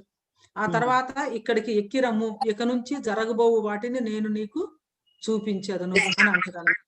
ఇక అక్కడి నుంచి మొదలవుతుంది అంతా కూడా మనకి మరి 7 year ట్రిబ్యులేషన్ లో జరగబోయే విషయాలని చెప్పేసి, ఆ ట్రంపెట్స్ కానీ, ఆ తర్వాత వచ్చేసరికల్లా వయల్స్ ఉగ్రత పాత్రలు కానీ, ఆ తర్వాత సీల్స్ కానీ, ఇదంతా కూడా మనం చూస్తా ఉన్నాము. అందుకోసమని ప్రకటన గ్రంథాన్ని మనం ఈ ఇదితో చదివినప్పుడు చాలా స్పష్టంగా మనకు అర్థమవుతుంది చాలా విషయాలు జరగబోయేవి, ఆల్రెడీ జరుగుతున్నాయి కావు అని చెప్పేసి. ప్రీ ట్రిబ్యులేషన్, తర్వాత మిడ్ ట్రిబ్యులేషన్, లేకపోతే ప్రీరాత్, ఇలాంటి డిఫరెంట్ పొజిషన్స్ అన్ని కూడా మనం చూసినప్పుడు వీటన్నిటిలో కూడా ప్రీ ట్రిబ్ అనేది అంటే మనము దేవుని వాక్యంలో ఉన్నటువంటి చాలా రిఫరెన్సెస్ కానీ, తర్వాత మనం సంఘం నమ్ముతూ వచ్చినటువంటి దానికి కానీ సరిపోయింది అనేది మనకు అర్థమవుతుంది. అయితే స్కాలర్స్ లో చాలా మంది ప్రీ ట్రిబ్యులేషన్ ని నమ్మేవాళ్ళు లేరు, అంటే పోస్ట్ ట్రిబ్యులేషన్ ట్రిబ్యులేషన్ అంతా అయిపోయిన తర్వాతనే యేసుక్రీస్తు ప్రభు వారు భూమి మీదకి ఒకేసారి వస్తారు. అంటే అసలు ర్యాప్చర్ అనేది లేదు, ర్యాప్చర్ తర్వాత సెకండ్ కమింగ్, అంటే ఆ రెండు ఒకటే అని నమ్మే వాళ్ళు కూడా చాలా మంది ఉన్నారు, వాళ్ళు కూడా స్కాలర్సే. అయితే నేనేమంటానంటే శ్రమలకి వీటికి ఏమి భయపడే వాళ్ళం కాదు, కానీ దేవుని వాక్యంలో ఉన్నటువంటి వాటిని బట్టి మనం అర్థం చేసుకున్న దాన్ని బట్టి దేవుడు ఈ శ్రమల కాలం ప్రత్యేకంగా ఇశ్రాయేలు కోసం పెట్టారు. ఇశ్రాయేలీయులకి దేవుడు ఈ పర్టికులర్ టైంలో ఇంకా వాళ్ళు ఆయన ఎరగలేదు కాబట్టి వారు ఆయన వైపు తిరగటానికి దేవుడు వీరికి ప్రత్యేకంగా ఈ సమయం ఇచ్చారు అనేది మనం నమ్మటానికి చాలా ఆధారాలు. ఒకవేళ మరి చాలా మంది కొంతమంది అనుకున్నట్లుగా ట్రిబ్యులేషన్ తర్వాతే ర్యాప్చర్ అనుకుందాం, ప్రాబ్లం ఏం లేదు. See whether pre tribulation or mid tribulation or post tribulation, we should be ready for anything and everything. ఆ విధమైనటువంటి యాటిట్యూడ్ మనం కలిగి ఉండాలి. బట్ దేవుని వాక్యాన్ని మనం చదివేటప్పుడు మాత్రం దాని యొక్క సౌండ్ హెర్మినిటికల్ ప్రిన్సిపల్స్ ప్రకారం కాంటెక్స్ట్ లో ఉండి మనం అర్థం చేసుకొని తర్వాత డౌన్ త్రూ ద సెంచరీస్ ప్రజలు నమ్ముతున్నటువంటిది, బోధిస్తూ ఉన్నటువంటిది, చాలా ఇవాంజలికల్ సెమినరీస్ కానీ స్కాలర్స్ కానీ ప్రీ ట్రిబ్యులేషన్ ని, ఆ తర్వాత మరి ఫ్యూచర్ అంటే ప్రకటన గ్రంథం భవిష్యత్తులో నెరవేరబోతుంది, ఇంకా నెరవేరలేదు, 1, 2, 3 అయిపోయింది, అక్కడి నుంచి నెరవేరబోయేదనే ఒపీనియన్ తీసుకుంటారు. దీనికి భిన్నమైనటువంటి ఒపీనియన్స్ కూడా ఉన్నాయి. అయితే బిగినింగ్ లోనే నేను చెప్పాను, మేజర్స్ ని మైనర్ చేయకూడదు, మైనర్స్ ని మేజర్ చేయకూడదు. మేజర్ ఏంటంటే యేసుక్రీస్తు ప్రభు వారు వస్తారు, మనం ఆయనతో పాటు ఉంటాం. Resurrection of lord Jesus Christ మనం నమ్మేము, అలాగే రిజరక్షన్ ఆఫ్ అవర్ బాడీ, శరీరంతో మనం రిజరక్ట్ అవుతాము, యేసుక్రీస్తు ప్రభు వారు వస్తారు. సో ఈ మధ్యలో ఈవెంట్స్ లో ఒకవేళ తేడాలు కొంచెం ఆర్డర్ లో డిఫరెంట్ పీపుల్ కు ఉన్నప్పటికీ కూడా మేజర్ ఫండమెంటల్స్ ఏమైతే ఉన్నాయో వాటి దగ్గర ఎక్కడా డిస్ప్యూట్ లేదు. అంటే లిబరల్స్ అయితే అది వేరే డిఫరెంట్ థింగ్, అసలు వాళ్ళ బాడీలో రిజరక్షన్ లేదంటారు ఇవాంజలికల్స్ నుంచి. కాబట్టి ఈ విషయాలన్నిటి గురించి ఒక మెచ్యూర్ అండర్స్టాండింగ్ ఉండాలి, వాక్యాన్ని బాగా చదవటం ఉండాలి, ఈవెంట్స్ ను బాగా అర్థం చేసుకోవాలి. తర్వాత నేను ఇంతకు ముందు చెప్పానే ఆ 7 అవన్నీ కూడా ఆర్డర్ మనం అందరికీ కూడా చాలా చక్కగా మన మైండ్స్ లో ఉండాలి. అంతేకాకుండా యేసుక్రీస్తు ప్రభు వారు అన్నారు, మీరు కాలాలని సమయాలని వివేచించాలి అని. Anne Graham Lotz, Billy Graham గారి డాటర్ ఎప్పుడు ఒక మాట చెప్తుంది, మీరు వినుంటారు, నేను సంహౌ ఐ బిలీవ్, నా తరంలో నేను దేవుని యొక్క ర్యాప్చర్ ని చూస్తానని నేను చాలా గట్టిగా నమ్ముతాను అని చెప్పేసి చెప్తారు. దానికి ఆవిడ కారణం ఏం చెప్తారంటే, ఈ తరము గతింపదని నిశ్చయముగా మీతో చెప్తున్నానని యేసుక్రీస్తు ప్రభు వారు అంటారు. ఆ తరం అంటే ఏ తరం అంటే అంజూరపు చెట్టు చిగురించుట చూసినటువంటి తరం. అంటే అంజూరపు చెట్టు ఎప్పుడు చిగురించింది? ఇశ్రాయేలు మళ్ళా ఎప్పుడు దేవుని రెండో గోడ గడియారం, సంఘం ఒక గడియారము, తర్వాత ఇశ్రాయేల్ ఇంకో గడియారం. అయితే ఈ గడియారం మళ్ళా ఎప్పుడు, ఈ క్లాక్ టిక్ టిక్ మంట ఆరంభమైంది 48 లో. కాబట్టి ఈ విషయాలన్నీ కూడా ఫైనల్ గా they are actually preparing the ground for the coming of Jesus. కాబట్టి మన తరము చూస్తాము, నేనైతే చూస్తానని నమ్ముతున్నాను. we will not be surprised if we actually see the coming of the Lord అని చెప్పేసి నేను కూడా చాలా సార్లు అలాగే అనుకుంటాను. అంటే అంతవరకు మనం ఉన్నా, ఒకవేళ ప్రభు అంతకంటే ముందు మనల్ని పిలిచినా. చెప్పండి. The coming of the lord is really imminent అనేది మనం అర్థం చేసుకోవాలి. రెండోది, ఇప్పుడు అంత్యక్రీస్తు గురించి మనం ఎన్ని విషయాలు నేర్చుకున్నాం కాబట్టి ఫైనల్ గా ఒక క్వశ్చన్ వేస్తాను. అంత్యక్రీస్తు పుట్టాడని చెప్పేసి అనుకుంటున్నారా? మన మధ్యనే ఉన్నాడని చెప్పేసి అనుకుంటున్నారా? What do you think about him? సైతాను అంటే ఘట సర్పము కఠినంగా ఉండే ఒక మనిషిని సెలెక్ట్ చేసుకుని వాడుకుంటది. కాబట్టి ఆ మనిషి ఎవరో మనకు తెలియదు, అతను కూడా తెలియకపోవచ్చు, మనకి తెలియదు ఇప్పుడు ప్రత్యక్షమైనప్పుడు తప్ప. డెఫినెట్ గా అంత్యక్రీస్తు గా ఎవరైతే లోకానికి ప్రత్యక్ష పరచబోతూ ఉన్నాడో, ఒకవేళ మన మధ్య ఉండొచ్చు అని అనుకోవచ్చా? అవును, అది మీ నుంచే రావాలి రెస్పాన్స్ అని నేను చూస్తున్నాను. రవి, ఎస్, ఎందుకని అనుకుంటున్నాను, ప్రతి తరంలో కూడా ఒక అంత్యక్రీస్తు ఉంటుంది, అది ఎవరు గుర్తుపట్టలేదు. అంటే ర్యాప్చర్ ఎనీ మూమెంట్ జరగచ్చు కదా. ర్యాప్చర్ జరిగిందంటే మరి నెక్స్ట్ మనకి ట్రిబ్యులేషన్ స్టార్ట్ కావాలి కదా. సో ర్యాప్చర్ ఎనీ మూమెంట్ రావచ్చు. కాబట్టి ర్యాప్చర్ అయిన వెంటనే అంత్యక్రీస్తు ప్రత్యక్షపరచబడాలి. కాబట్టి ఒకవేళ ఉన్నాడేమో అని అనుకోవటంలో కూడా ఆశ్చర్యం ఏమీ లేదనుకుంటున్నాను నేను. ఎందుకంటే ఇప్పుడు క్రిస్టియన్స్ కు పర్సిక్యూట్ చేస్తూ హార్డ్ గా బాధపడే వాళ్ళలో అంత్యక్రీస్తు ఒకడు ఉన్నాడు అని అనుకోకూడదు. ఏంటండి ఏమన్నారు? ఇప్పుడు క్రిస్టియన్స్ ని పర్సిక్యూట్ చేసే ప్రాంతాల్లో, చంపుతున్న ప్రాంతాల్లో ఆ కఠినుడు వాడు అంత్యక్రీస్తుగా ఉన్నాడు ఇక్కడ అని అనుకోవడానికి అవకాశం ఉంది కదా. అంత్యక్రీస్తులు అన్నట్లుగా మనం చాలా మందిని చూసాం కాబట్టి could be one of the, but final గా రివీల్ అయ్యే యాంటీ క్రైస్ట్ ఒక్కడు వేరు, సాతానుతో వేరు, సాతాను ద్వారా ప్రత్యేకంగా అధికారాన్ని పొందుకొని. మీరున్నట్టు ది యాంటీ క్రైస్ట్ అని ఒకడు ఉన్నాడు, కానీ అంత్యక్రీస్తులు అంటూ మాత్రం ఉన్నారు ఇక్కడ మన మధ్య ఉన్నారు. అంత్యక్రీస్తు స్పిరిట్ కూడా ఉంది, అలాగే అబద్ధ ప్రవక్తలు ఉన్నారు, అబద్ధ ప్రవక్తల స్పిరిట్ కూడా ఉంది. ఒక్కొక్కడే వాళ్ళ ముగ్గురు ట్రియో, వాళ్ళ ముగ్గురు స్పెసిఫిక్. అసలు రాను రాను యేసుక్రీస్తు ప్రభు వారి యొక్క రాకడ సమయం సమీపమయ్యేసరికి లోకం అంతా కూడా చాలా రకాలైనటువంటి మిక్సడ్, అది పరలోక రాజ్యం నానా విధములైనటువంటి చేపలు వలను పోలి ఉన్నదని యేసు ప్రభు వారు అంటారు చూసారా. రకరకాలైనటువంటి బోధనలు, రకరకాలైనటువంటి యాటిట్యూడ్స్, రకరకాలైనటువంటి అంటే యూ డోంట్ నో, అంటే చాలా జాగ్రత్తగా మనం డిజైన్ చేయాలి అనేది మనకి అర్థమవుతాం. Spirit of anti Christ is there, spirit of false prophet is there. తర్వాత సాతాను యొక్క అధికారం మరి చలాయించడం జరుగుతూ ఉంది. But in the middle of all these things we have to wait for the Christ, for the coming of Christ. వీటన్నిటి వెనక చివర తేలిన ఫలితార్థం ఇదే అని నేను చెప్పాలనుకున్నది ఏంటంటే వాక్యాన్ని బాగా చదవాలి. మెసేజెస్ వింటం మాత్రమే కాదు, లేకపోతే యూట్యూబ్ లో మనం చూస్తున్నామా కదా అది కాదు, దేవుని వాక్యాన్ని బాగా చదవాలి. చదవటమే కాదు, ధ్యానించాలి. ఈ రోజున చక్కని ప్రశ్నలు అడిగారు, ఆ విధంగా ప్రశ్నలు వేసి డిస్కస్ చేసి తెలుసుకొని వాటి గురించి ఆలోచించి జీవితానికి అన్వయించుకోవాలి. ఐ థింక్ అప్పుడు మాత్రమే మనం నిజంగా ఈ లోకంలో ఉన్నటువంటి భ్రష్టత్వం నుంచి మనం తప్పించబడి తర్వాత దేవుడు మన కోసం సిద్ధపరిచినటువంటి ఆ యొక్క రాజ్యం కోసం మనం రెడీగా ఉంటాం. మనం పోయినసారి చెప్పినప్పుడు అంత్యక్రీస్తు ప్రత్యక్షపరచబడిన తర్వాత పరిశుద్ధాత్మ దేవుడు భూమి మీద ఉంటారా అని చెప్పేసి మనం అనుకున్నాం. పరిశుద్ధాత్మ దేవుడు అంటే ధర్మ విరోధ సంబంధమైన మర్మం ప్రత్యక్షపరచబడిన తర్వాత ఇది వరకు నుంచి అడ్డగిస్తున్న వాడు తీసివేయబడు గనక అనేది, సంఘం భూమి మీద నుంచి తీసివేయబడిన తర్వాత పరిశుద్ధాత్మ దేవుడు యాక్చువల్ గా సంఘం ద్వారా ఏ రీతిగా ఆయన పనిచేశారో ఆ డిస్పెన్ అంటే ఆ ఇది పోయింది.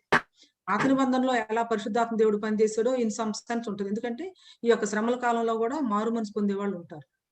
మరి ముఖ్యంగా ఇశ్రాయేలీలు జకర్యా గ్రంథంలో ఉంది, తాము పొడిచిన వారిని చూసి వాళ్ళు ఇచ్చేస్తారని, జ్యేష్ఠ కుమారుని విషయమై దుఃఖించినట్లుగా వారు దుఃఖిస్తారని ఉంది. కాబట్టి in one sense the work of the Holy Spirit God is there, but not like the church age అన్నమాట. అది కూడా మనం చూసాము.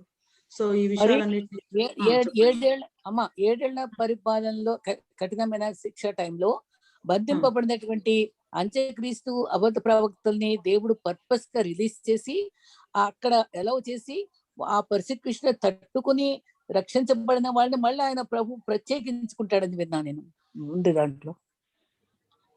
యాక్చువల్ గా అంత్యక్రీస్తు అబద్ధ ప్రవక్త ఎట్లా సాతాను వాళ్ళు బంధించబడిన తర్వాత వాళ్ళు రిలీజ్ చేసి, బంధింపబడ్డాక వాళ్ళు రిలీజ్ చేసి ఈ ఇశ్రాయేలీలు వీళ్ళందరికీ మిగిలిపోయిన వాళ్ళందరికీ పర్సిక్యూషన్ కి అలౌ చేసి, అంటే ఇప్పుడు వరకు మొదటి పర్సిక్యూషన్ లో జయించిన వాళ్ళందరూ, రక్షించిన వాళ్ళందరూ ముందు ర్యాప్చర్ లో పోయిన తర్వాత ఇక్కడ ఉండే వాళ్ళకు కూడా ఒక ఛాన్స్ ఇచ్చి వాళ్ళని కూడా పరీక్షించి వాళ్ళలో ప్రత్యేకించబడిన వాళ్ళు మళ్ళా పరలోకంకి రావడానికి ప్రభు ఆకర్షించుకోవడానికి అవకాశం ఉంటది అని చెప్పారు.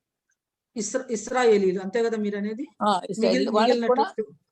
వాళ్ళకు కూడా ఈ పర్సిక్యూషన్ కి అలౌ చేయబడతారని. అసలు మెయిన్ గా పర్సిక్యూషన్ వాళ్ళదేనండి. అది అదే అదే తర్వాత చేయించాలి, అక్కడ ఆ పర్సిక్యూషన్ తట్టుకోవాలి. అంతాన్ని గురించిన ఒక మాట ఏంటంటే, మొట్టమొదటిగా నరకంలోనికి హెల్ ఫైర్ లోనికి వెళ్ళేది ఎవరంటే అంత్యక్రీస్తు అబద్ధ ప్రవక్త. ఇక ఆ తర్వాత సాతాను విడుదల చేయబడతాడు కొంచెం కాలం. ఆ తర్వాత ఇక ఫైనల్ గా సాతాను యొక్క అంతం మనం చూస్తాం. మరి ఇశ్రాయేలీలు కొంతమంది చనిపోయారు కదండి, మన జీసస్ నమ్మకుండా ఆయన జననాన్ని మరణాన్ని నమ్మని ఇశ్రాయేలీలు చనిపోయారు. మరి వాళ్ళకి ఎలా విమోచన కలుగుతుందండి? అంటే పాత నిబంధనలు అంటారా? పాత నిబంధనలో కాదు, కొత్త నిబంధనలో ఇప్పుడు కూడా చనిపోతున్నారు కదా, మరి వాళ్ళకి ఈ పర్సిక్యూషన్ ఏమీ ఉండదు, మరి వాళ్ళు రక్షింపబడతారా చనిపోయిన వాళ్ళు? ఇశ్రాయేల్ ఇప్పుడు అన్యులు చాలా మంది చనిపోతున్నారు, వాళ్ళ పరిస్థితి ఏంటండి? మనకు తెలియదండి అది, అంతే. మరి అదే యేసుక్రీస్తు మరి బోధ ఉంటుందేమో తెలియదు మనకి. అక్కడ బోధ ఉంటది అనేది మనకి ఎక్కడ బైబిల్లో లేదండి. యేసుక్రీస్తు నామంలోనే రక్షణ. యేసుక్రీస్తుని ఎవరైతే విశ్వసించలేదో వాళ్ళకి తప్పనిసరిగా ఉండేది నరకమే. అయితే యేసుక్రీస్తు ప్రభు యొక్క నామము ఆయన జన్మించిన తర్వాత, సువార్త వచ్చిన తర్వాత డిస్పెన్సేషన్ వేరు. పాత నిబంధనలో ఉన్నటువంటి భక్తులు కూడా యేసుక్రీస్తు ప్రభు వారు రాకపోయినా అంతకుముందు వాళ్ళు మరి ధర్మశాస్త్రానుసారంగా వాళ్ళు జీవించటము, తర్వాత రాబోతున్నటువంటి రక్షకుని గురించినటువంటి ఆ నిరీక్షణ, వీటన్నిటిని బట్టి. ఎందుకంటే పౌలు గారు ఏమంటారంటే, రోమిలకు రాసిన పత్రిక ఒకసారి చూద్దామండి. రోమిలకు రాసిన పత్రికలో ధర్మశాస్త్రం లేని వాళ్ళేమో ధర్మశాస్త్రం లేకుండానే నశించారు అని ఉంది, ధర్మశాస్త్రం ఉన్న వాళ్ళేమో ధర్మశాస్త్రాన్ని బట్టి తీర్పు చెందుతారని ఉంది. రోమిలకు రాసిన పత్రిక 2వ అధ్యాయము, రోమిలకు రాసిన పత్రిక 2వ అధ్యాయం 13-14 వచనాలు. ధర్మశాస్త్రము వినువారు దేవుని దృష్టికి నీతిమంతులు కారు, కానీ ధర్మశాస్త్రమును అనుసరించి ప్రవర్తించు వారే నీతిమంతులుగా ఎంచబడుదురు. ధర్మశాస్త్రము లేని అన్యజనులు స్వాభావికముగా ధర్మశాస్త్ర సంబంధమైన క్రియలను చేసిన ఎడల వారు ధర్మశాస్త్రము లేని వారైనను తమకు తామే ధర్మశాస్త్రమైనట్టున్నారు. ఏమంటారు శాంతి గారు దీన్ని? వాళ్ళ కాన్షియస్ ని బట్టి వాళ్ళు మంచిగా అది. సో ధర్మశాస్త్రం లేనప్పుడేమో కాన్షియన్స్, ధర్మశాస్త్రం వచ్చిన తర్వాత ధర్మశాస్త్రం తర్వాత కృపాయుగంలో ఉన్నప్పుడు మనకి వచ్చినటువంటి గాస్పుల్ని బట్టి. అసలు ఎవ్వరు ఎప్పుడు కూడా యేసుక్రీస్తు ప్రభు పేరు వినకపోతే వాళ్ళు ఇది ఎట్లా ఉంటది అనేది అది దేవుడు నిర్ణయిస్తాడు. దేవుడు న్యాయమైన వాడండి. కాబట్టి లేని దాని గురించి, వినని దాని గురించి ఆయన తీర్పు తీర్చే దేవుడు కాదు. మా అపార్ట్మెంట్, మా బ్లాక్ లో 4 days బ్యాక్ ఒక డాక్టర్ గారు చనిపోయారు. నేను ఇంకా నార్మల్ అవ్వలేదు అనమాట. ఏం లేదు, ఆయన చాలా ఫేమస్ ఆంకాలజిస్ట్ సిటీలో. కోవిడ్ వచ్చి, క్రిస్టియన్ కాదండి, బ్రాహ్మిన్. కోవిడ్ వచ్చింది, తగ్గింది, కానీ కార్డియాక్ అరెస్ట్ అయిపోయి మార్నింగ్ 7కో ఏమో చనిపోయారు అనుకుంటాను. 8కి భార్య లేపుతుంటే లేవలేదు, బాగా అలసిపోయినారేమో అనుకుని ఆవిడ మళ్ళీ 9కి సర్వెంట్ వస్తే సర్వెంట్ లేపినా కూడా లేవలేదు.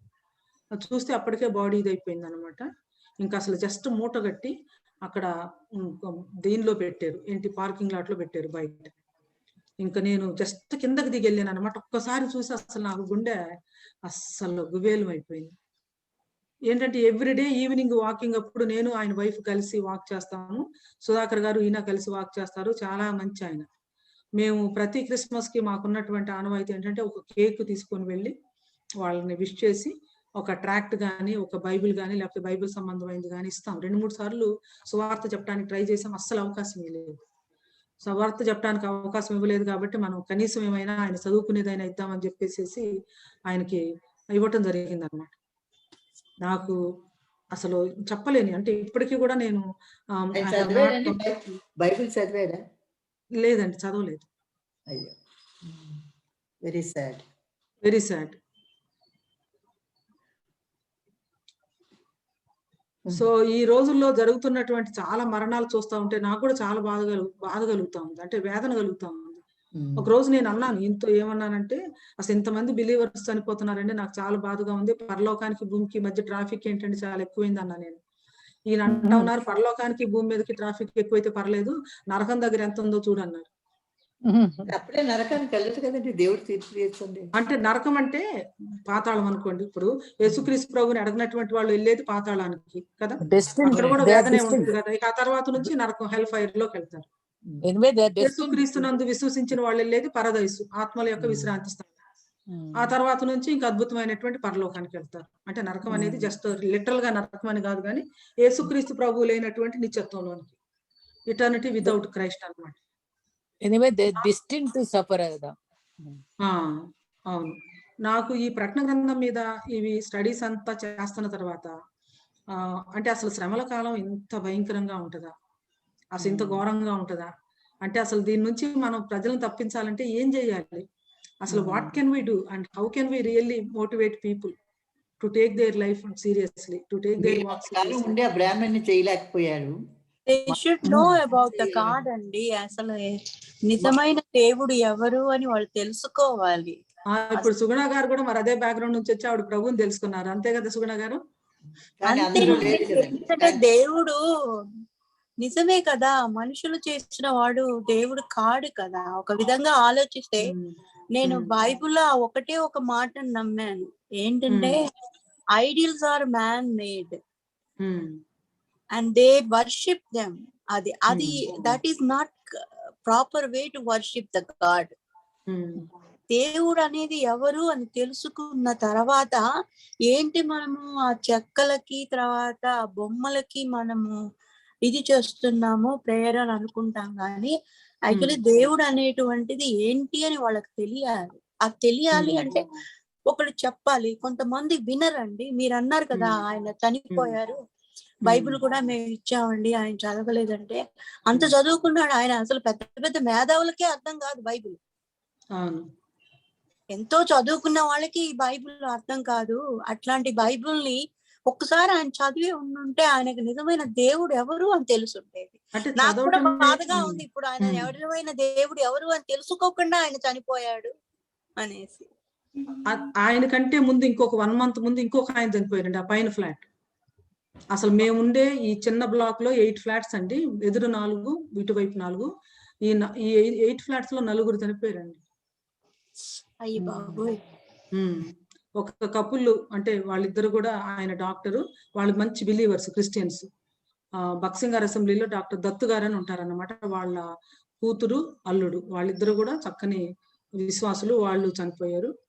ఇంకా వేరే వాటిలో కూడా చాలా మంది క్రిస్టియన్స్ అంటే 2-3 మంచి బిలీవర్స్ చనిపోయారు. దేర్ ఇస్ చనిపోయారని బాధ ఉంది. ఒక్కటి సంతోషం ఏంటంటే నేను చనిపోయినా కూడా నన్ను దేవుడు వచ్చి మహిమ రూపంతో నన్ను తీసుకెళ్ళి ఆయన దగ్గర ఉంచుకుంటాడు. అది మాత్రం నేను గ్యారంటీగా నమ్ముతున్నాను. అవునండి, అవును.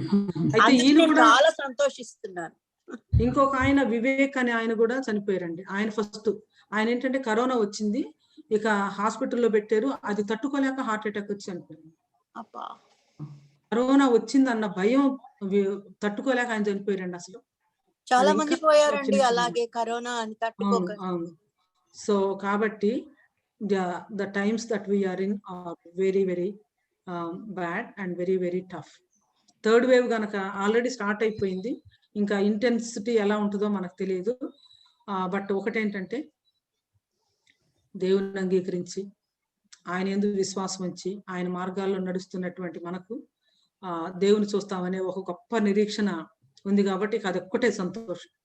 నాకు ఒకటి సంతోషం ఏంటంటే ప్రతిరోజు నేను ఇవన్నీ తలుచుకొని దేవుణ్ణి దండం పెట్టుకున్నప్పుడు నా కళ్ళలోంచి నీళ్ళు వచ్చేస్తాయి. పడుకునే ముందర నేను రోజు తలుచుకుంటాను, ఇంత చేసాం మేము, ఇన్ని పాపాలు చేసాం, అయినా కూడా మా పాపాలను క్షమించి నువ్వు మధ్యాకాశానికి వచ్చి మమ్మల్ని నీ స్వరూపంతో నీ యొక్క రూపంతో మమ్మల్ని తీసుకెళ్తున్నావు. నిజంగా మేము అదృష్టవంతులం ఒక పక్క దురదృష్టవంతులం కూడా అని అనిపిస్తూ ఉంటుంది. అది తలుచుకుంటే నా కళ్ళల్లో నీళ్ళు వచ్చేస్తాయి. ప్రతిరోజు ఏడ్చుకుంటూ బాధపడుతూ పడుకుంటా. సో ఫైనల్ గా ప్రతిరోజు కూడా మనం పడుకునే ముందు 2 ప్రశ్నలు వేసుకుందాం. ప్రభువా, ఈ రోజు రాత్రి గనక నువ్వు వస్తే ఐఎమ్ రెడీ. ఈ రోజు గనక నీవు రాకపోతే రేపటి దినం నీ కోసం జీవించడానికి కూడా నేను ready. So we should be ready. we should be ready to live and also to live. Ready to live and ready to live and live. Live. Yeah, we should be ready both. ఆయన ప్రతి రాత్రి వస్తే ఆయనతో పాటు వెళ్ళటానికి సిద్ధంగా ఉండాలి. ఈ రోజు రాలేదనుకోండి, ప్రభువా నీ కోసం జీవించడానికి కూడా నేను రెడీ. రేపు కూడా రాలేదనుకోండి, మరలా నీ కోసం జీవించడానికి నేను ready. I can do anything for you, God. Okay, I'm ready for anything. Sister, పెట్టుకొని దయచేసి మీరు ప్రార్థన చేయండి. నేను ప్రార్థన చేయమంటారా? సరే, అలాగే. నేను ఈ మధ్యకాలంలో మరణాన్ని గురించి చాలా ఆలోచిస్తా ఉన్నాను. చాలా విషయాలు నేను డిస్కస్ చేస్తా ఉన్నాను. చాలా మందితో చాలా విషయాలు కూడా మాట్లాడుతూ ఉన్నాను. To be honest with you, really నేను అస్సలు మరణం అనే భయం అనేది నాకు లేదు. నాకు క్యాన్సర్ నుంచి నేను బయటకు వచ్చిన తర్వాత నాకు పరలోకం ఎక్కడో ఉండదు, కళ్ళ ముందే కనిపిస్తూ ఉంటుంది. ఆల్వేస్ నాకు దేవుని సన్నిధి, దేవుని యొక్క ఇది నా కళ్ళ ముందు ఉండటమే కాదు, అంటే that gives me strength to live life and also to live for God అన్నమాట. వీ డు నాట్ నో, నాకు ఎన్ని దినాలు ఉన్నాయో నాకు తెలియదు, మనందరికి ఎన్ని దినాలు ఉన్నాయో మనకు తెలియదు. కానీ మనం మిగిలినటువంటి దినాలు ప్రభు కోసం జీవించడానికి, ఆయన కోసం పని చేయటానికి దేవుడు మనకు సహాయం చేయాలని ప్రార్థన చేసుకుందాం. చాలా థింగ్స్ ఉన్నా కూడా నేనేం చేస్తున్నానంటే వాటన్నిటిని పక్కన పెట్టి దేవుని వాక్యాన్ని, దేవుని మాటలను తప్ప ఇక నా మైండ్లోనికి ఇంకేమీ రానివ్వట్లేదు. నా హృదయాన్ని, మైండ్ను కూడా దేవుని వాక్యం అనే నీటితో అంటే నీరు కట్టిన తోట అన్నట్లు ఉంటుంది.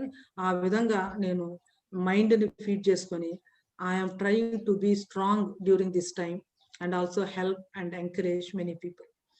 సో ఇట్లాంటి కష్టమైన టైంలో కూడా దేవుని వాక్యంతో నేను నింపుకోవటం వల్ల మాత్రమే నేను సర్వైవ్ అవుతా ఉన్నాను.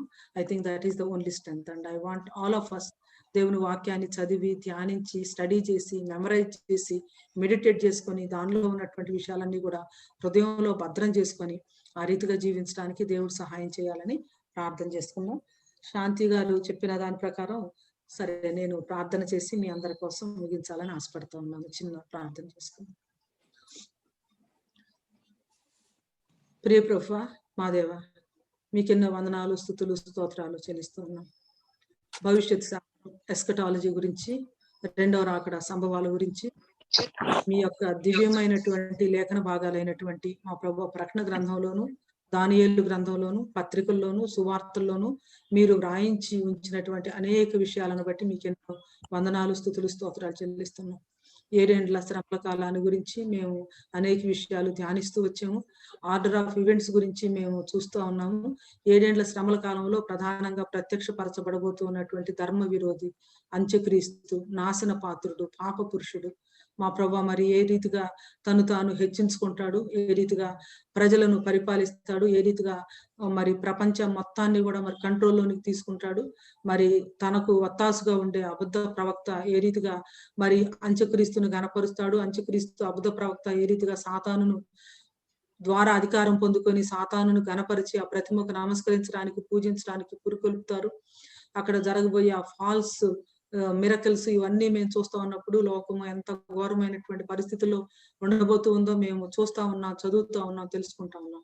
అయితే నీ వాక్యంలో మేము అర్థం చేసుకున్న విధంగా నీ సంఘాన్ని మరి ఈ విధమైనటువంటి భయంకరమైనటువంటి పరిస్థితుల్లో మీరు ఉంచరు, మీరు సంఘాన్ని తీసుకొని వెళ్తారని మేము నమ్ముతా ఉన్నాం. మాకున్నటువంటి అండర్స్టాండింగ్ ని బట్టి ఏది ఏమైనా మేము ఏ శ్రమలకు కూడా భయపడే వాళ్ళం కాదు ప్రభు. ఎందుకంటే మేము జీవించిన దగ్గర నుంచి, క్రైస్తవ సంఘం ఉనికిలోనికి వచ్చిన దగ్గర నుంచి ఎన్నో శ్రమలు గుండా వెళ్తానే వచ్చింది, మేము కూడా వెళ్తానే ఉన్నాం. మేము శ్రమలను చూసి భయపడే వాళ్ళం కాదు, కానీ మా యొక్క ఆత్మను మా ప్రభు మేము ధైర్యంతో మా ప్రభు నీ వైపు ఎత్తుకొని ముందుకు సాగే వాళ్ళం కాబట్టి మీకు వందనాలు చెల్లిస్తున్నాను.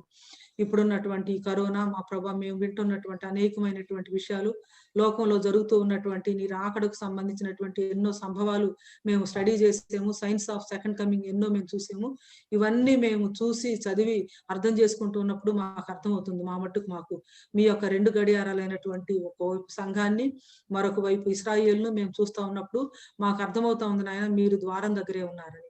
మేము చివరి గడియల్లో కూడా ఎంతో చివరి సమయాల్లోనికి మేము వచ్చామన్నటువంటి విషయం మాకు అర్థమవుతుంది. మరి ఈ తరం గతింపదని మా ప్రభా మీరు ఏ తరాన్ని గురించి అయితే చెప్పారో ఆ తరంలో మేము ఉన్నామని మేము నమ్ముతూ ఉన్నాం నాయన. కాబట్టి మా యొక్క వ్యక్తిగత జీవితాలను, కుటుంబ జీవితాన్ని మా ప్రభా జాగ్రత్తగా మేము కట్టుకోవటానికి సహాయం చేయండి. మాలో ప్రతి ఒక్కరం కూడా మా ప్రభా సమయం తీసుకొని మా జీవితాన్ని పరిశీలన చేసుకొని వ్యక్తులంగా మేము ఎలా ఉన్నాం, కుటుంబాలుగా మేము ఎలా ఉన్నాం, మా జీవితంలో ఇంకా ఏది మేము విడిచిపెట్టాలి, దేని విషయంలో మేము సరి చేసుకోవాలి, దేని విషయంలో మేము క్షమాపణ మా ప్రభా మరి నీ దగ్గర అని డైలీ బేసిస్ ఒకసారి పాపాల నుంచి క్షమించబడి మేము మా ప్రభా ప్రతి దినము ఏ రీతిగా మా యొక్క పాపాలని సన్నిధిలో ఒప్పుకుంటూ అని డైలీ బేసిస్ మమ్మల్ని మేము క్లెన్స్ చేసుకోవాలో మీరు మాకు నేర్పించమని వేడుకుంటున్నాం. అయితే మా ప్రభా ఈ యొక్క అంచె దినాల్లో మా ప్రభా నాశనకరమైనటువంటి పాపపుత్రుడు మా ప్రభా ప్రత్యక్షం కావటానికి మునుపు మీరు ఒక గొప్ప అద్భుతమైనటువంటి రివైవల్ ఇస్తానని మీ ఒక వాక్యంలో మీరు చెప్పారు నాయన. మేము దానికోసం కూడా ఎదురు చూస్తా ఉన్నాం. ఈ పాండమిక్ లో, ఈ భయంకరమైనటువంటి కష్టమైనటువంటి పరిస్థితుల్లో మరి ఎంతో మంది మన ఆయన ఎన్నో వందల మంది, వేల మంది మరి వేకువజామున లేసి ప్రార్థిస్తూ ఉన్నారు, కన్నీరు గారుస్తూ ఉన్నారు, విజ్ఞాపన చేస్తా ఉన్నారు మా ప్రభా. మరి ఎంతో నీ సన్నిధిలో గోజాడుతూ ఉన్నారు దేవా. ఈ ప్రార్థనలన్నింటినీ మీరు ఆలకించి ఒక గొప్ప ఆధ్యాత్మికమైనటువంటి విప్లవాన్ని, ఒక గొప్ప ఉద్యమాన్ని మీరు తీసుకున్నామని వేడుకుంటున్నాం అయ్యా. నిన్ను ఎరగకుండా ఎంతో మంది చనిపోతా ఉంటే మా హృదయం ఎంతో దుఃఖంతోనూ వేదంతోనూ నిండి ఉంది నాయన. మానవులమైనటువంటి మాకే ఇంత బాధ ఉంటే మా ప్రభా సృష్టించిన సృష్టికర్తవు ప్రాణం పెట్టినటువంటి మీకు వారి గురించి ఇంకెంత వేదన ఉంటది నాయన. కాబట్టి మా ప్రభా మా మట్టుకు మేము అందరం కూడా నాయన మా మట్టుకు మేము జాగ్రత్తగా ఉండటం మాత్రమే కాకుండా నీ యొక్క లోకం కోసం, దేశం కోసం, రక్షించబడిన అనేకుల కోసం మా ప్రభా ప్రార్థించడానికి కన్నీరు గార్చే కళ్ళు మాకు ఇవ్వమని వేడుకుంటున్నాం దేవ. మా ప్రభ సరంభ వేసినటువంటి ఇళ్లలో మేము సంతోషంగా ఉండటం కాదు కానీ సువార్త అందని అనేక ప్రాంతాలకు సువార్త వెళ్ళటానికి నాయన ఆ మిషనరీ మైండ్ సెట్ ను నాయన మా ప్రభ థింకింగ్ ను మీరు మాకు అనుగ్రహించమని వేడుకుంటూ ఉన్నాం. ఈ కరోనా ద్వారా మేము నేర్చుకున్నటువంటి పాఠాలు మా జీవితాన్ని మా ప్రభ సరైనటువంటి ట్రాక్ మీదకు తీసుకొని రావటం మాత్రమే కాకుండా ఏవి శ్రేష్టమైనవో, ఏవి నిత్యమైనవో, ఏవి మాన్యమైనవో, ఏవి ఘనమైనవో, ఏవి ఖ్యాతి కలిగినవో వాటి మీద మేము దృష్టి పెట్టడానికి మీరు సహాయం చేయమని వేడుకుంటూ ఉన్నాం ఆయన దేవ. మా ప్రభా యూఈసీ ఫెలోషిప్ లోను బైబిల్ స్టడీకి జాయిన్ అవుతున్నటువంటి ప్రతి బిడ్డను బట్టి మా ప్రభు మీకు ఎన్నో వందనాలు, స్తుతులు, స్తోత్రాలు చెల్లిస్తున్నాను. బైబిల్ స్టడీలో మరి ఎంతో చక్కగా కాంట్రిబ్యూట్ చేసిన వారు, ప్రశ్నలు అడిగిన వారు, చక్కని సమాధానాలు చెప్పినటువంటి వారు, మరి నేను కూడా మరి ఎంతో డీప్ గా ఆలోచించే విధంగా మా ప్రభు కొన్ని ప్రశ్నలు లేవనెత్తినటువంటి అందరిని బట్టి కూడా ఎంతగానో మిమ్మల్ని స్తుతిస్తూ ఆరాధిస్తూ ఉన్నాను ఆయన. మాలో ఎవ్వరం కూడా మా ప్రభా we are not perfect, we are learning ఓ మాస్టర్. మేము ఇంకా నేర్చుకోవాల్సింది ఎంతో ఉంది, తెలుసుకోవాల్సింది ఎంతో ఉంది, నీ సన్నిధిలో కనిపెట్టవలసింది ఎంతో ఉంది మా ప్రభా. నీ నుంచి మా ప్రభా, ఇతరుల నుంచి మా ప్రభా, సంఘంలో అనేకుల నుంచి మరి నేర్చుకోవాల్సింది ఎంతో ఉంది మా ప్రభా. మేము డిస్కస్ చేసుకునే విధంగా స్పిరిట్ ఆఫ్ యాంటై క్రైస్ట్ మా ప్రభా, మమ్మల్ని మేము హెచ్చించుకోవటం, ఆ యొక్క స్పిరిట్ ఎక్కడ మాలో లేకుండా క్రీస్తు విరోధి ఆత్మ ఆల్రెడీ లోకంలో ఉంది నాయన మా ప్రభా. అది మాలో పని చేయకుండా మీరు సహాయం చేయమని వేడుకుంటున్నాం. ఈ రోజున ఎంతో మా ప్రభా ఫాల్స్ ప్రాఫెసీస్ నాయన, ప్రాఫిట్ అనేది చాలా ఈజీగా ప్రజలు తీసుకొని వారి ముందు ప్రాఫిట్ అనే పేరు పెట్టుకోవటం మాత్రమే కాకుండా ప్రాఫెసీస్ చెప్తూ ఉన్నారు నాయన. ఇలాంటి పరిస్థితుల్లో మేము నిజమైనటువంటి విషయాలను మా ప్రభా వాక్యం సంబంధంగా అర్థం చేసుకోవాలంటే నీ వాక్యాన్ని చదవటం తప్ప వేరే మార్గం లేదు కాబట్టి చదవడానికి సహాయం చేయండి. రానున్నటువంటి వారాల్లో ప్రకటన గ్రంథంలో నుంచి మేము స్టడీ చేసే ప్రతి విషయము మాకు ఇంకా ఎంతో మేలుకరంగాను, దీవెనకరంగాను, ఆశీర్వాదకరంగాను, ఇల్యూమినేటింగ్ గాను ఉండగలగటానికి మీరే సహాయం చేసి నడిపించమని పెట్టుకుంటున్నాం. మరోసారి వీళ్ళందరినీ కూడా మీరు జ్ఞాపకం చేసుకోండి, వారి కుటుంబాలను జ్ఞాపకం చేసుకోండి. మా కుటుంబాల్లో ఎవరైతే ఇంకా రక్షణలోనికి రాలేదో వారి కోసం మా ప్రభా ప్రత్యేకమైనటువంటి భారంతో ప్రార్థన చేస్తూ ఉన్నాను ఆయన. కుటుంబాలుగా నీ వైపు రావడానికి సహాయం చేయండి. మీరు జకరియా గ్రంథంలో అన్నట్లు లేవి కుటుంబీకులు ప్రత్యేకంగా, వారి భార్యలు ప్రత్యేకంగా విలపిస్తారన్నావు. ఆ రీతిగా నాయన కుటుంబాలుగా విలిపించడానికి భార్యలు, భర్తలు, బిడ్డలు నాయన, తల్లిదండ్రులు మా ప్రభా ఎవరికి వారు నాయన మా ప్రభా నిజంగానే విలపించి నీ సన్నిధిలో మా ప్రభా విజ్ఞాపన చేయడానికి నాయన మీరే సహాయం చేసి నడిపించమని పెట్టుకుంటున్నాం. మరలా మా ప్రభా మరి నెక్స్ట్ వీక్ మేము కలుసుకునే పర్యంతం మమ్మల్ని అందరినీ కూడా మీరు భద్రపరచండి. మరి ఇక్కడ కరోనా థర్డ్ వేవ్ గురించినటువంటి వార్తలు మా అందరి హృదయాల్లోనూ ఎంతో మా ప్రభా కలవరాన్ని కలిగిస్తూ ఉండగా మీరు అన్నారు లోకంలో మీకు శ్రమ కలుగుతుంది, అయినప్పటికీ భయపడొద్దు అని. ప్రభా మరి సమస్తాన్ని జయించినటువంటి మీరున్నారు కాబట్టి మా ప్రభా మేము వెళ్ళవలసి వచ్చిన ఈ లోకం నుంచి ఎక్కడికి వెళ్తామో మాకు తెలుసు కాబట్టి ఎవరు మమ్మల్ని తమ చేతుల్లోనికి తీసుకొని మమ్మల్ని ఆహ్వానించి కౌగులించుకొని ముద్దు పెట్టుకుంటారో మాకు తెలుసు కాబట్టి మేము దేనికి కూడా భయపడాల్సినటువంటి అవసరం లేదని ధైర్యంతో, నిబ్బరంతో, సంతోషంతో మా ప్రభా మా జీవితాన్ని గడపడానికి మీరే మాకు సహాయం చేయమని, ఈ రాత్రి మీరు వస్తే నాయన మా ప్రభా మిమ్మల్ని ఎదుర్కోవటానికి సిద్ధంగాను, ఈ రోజు మీరు రాకపోతే రేపు రాకపోతే ఎల్లుండి, ఆ తర్వాత జీవితాంతం వరకు మా మరణ పర్యంతం, నీ రాకడ పర్యంతం నీ కోసం నమ్మకంగా జీవించడానికి మీరే మాకు సహాయం చేయమని యేసుక్రీస్తు వారి శ్రేష్టమైన నామములో ప్రార్థించి స్తుతించి వేడుకొంచున్నాను. ఆమేన్.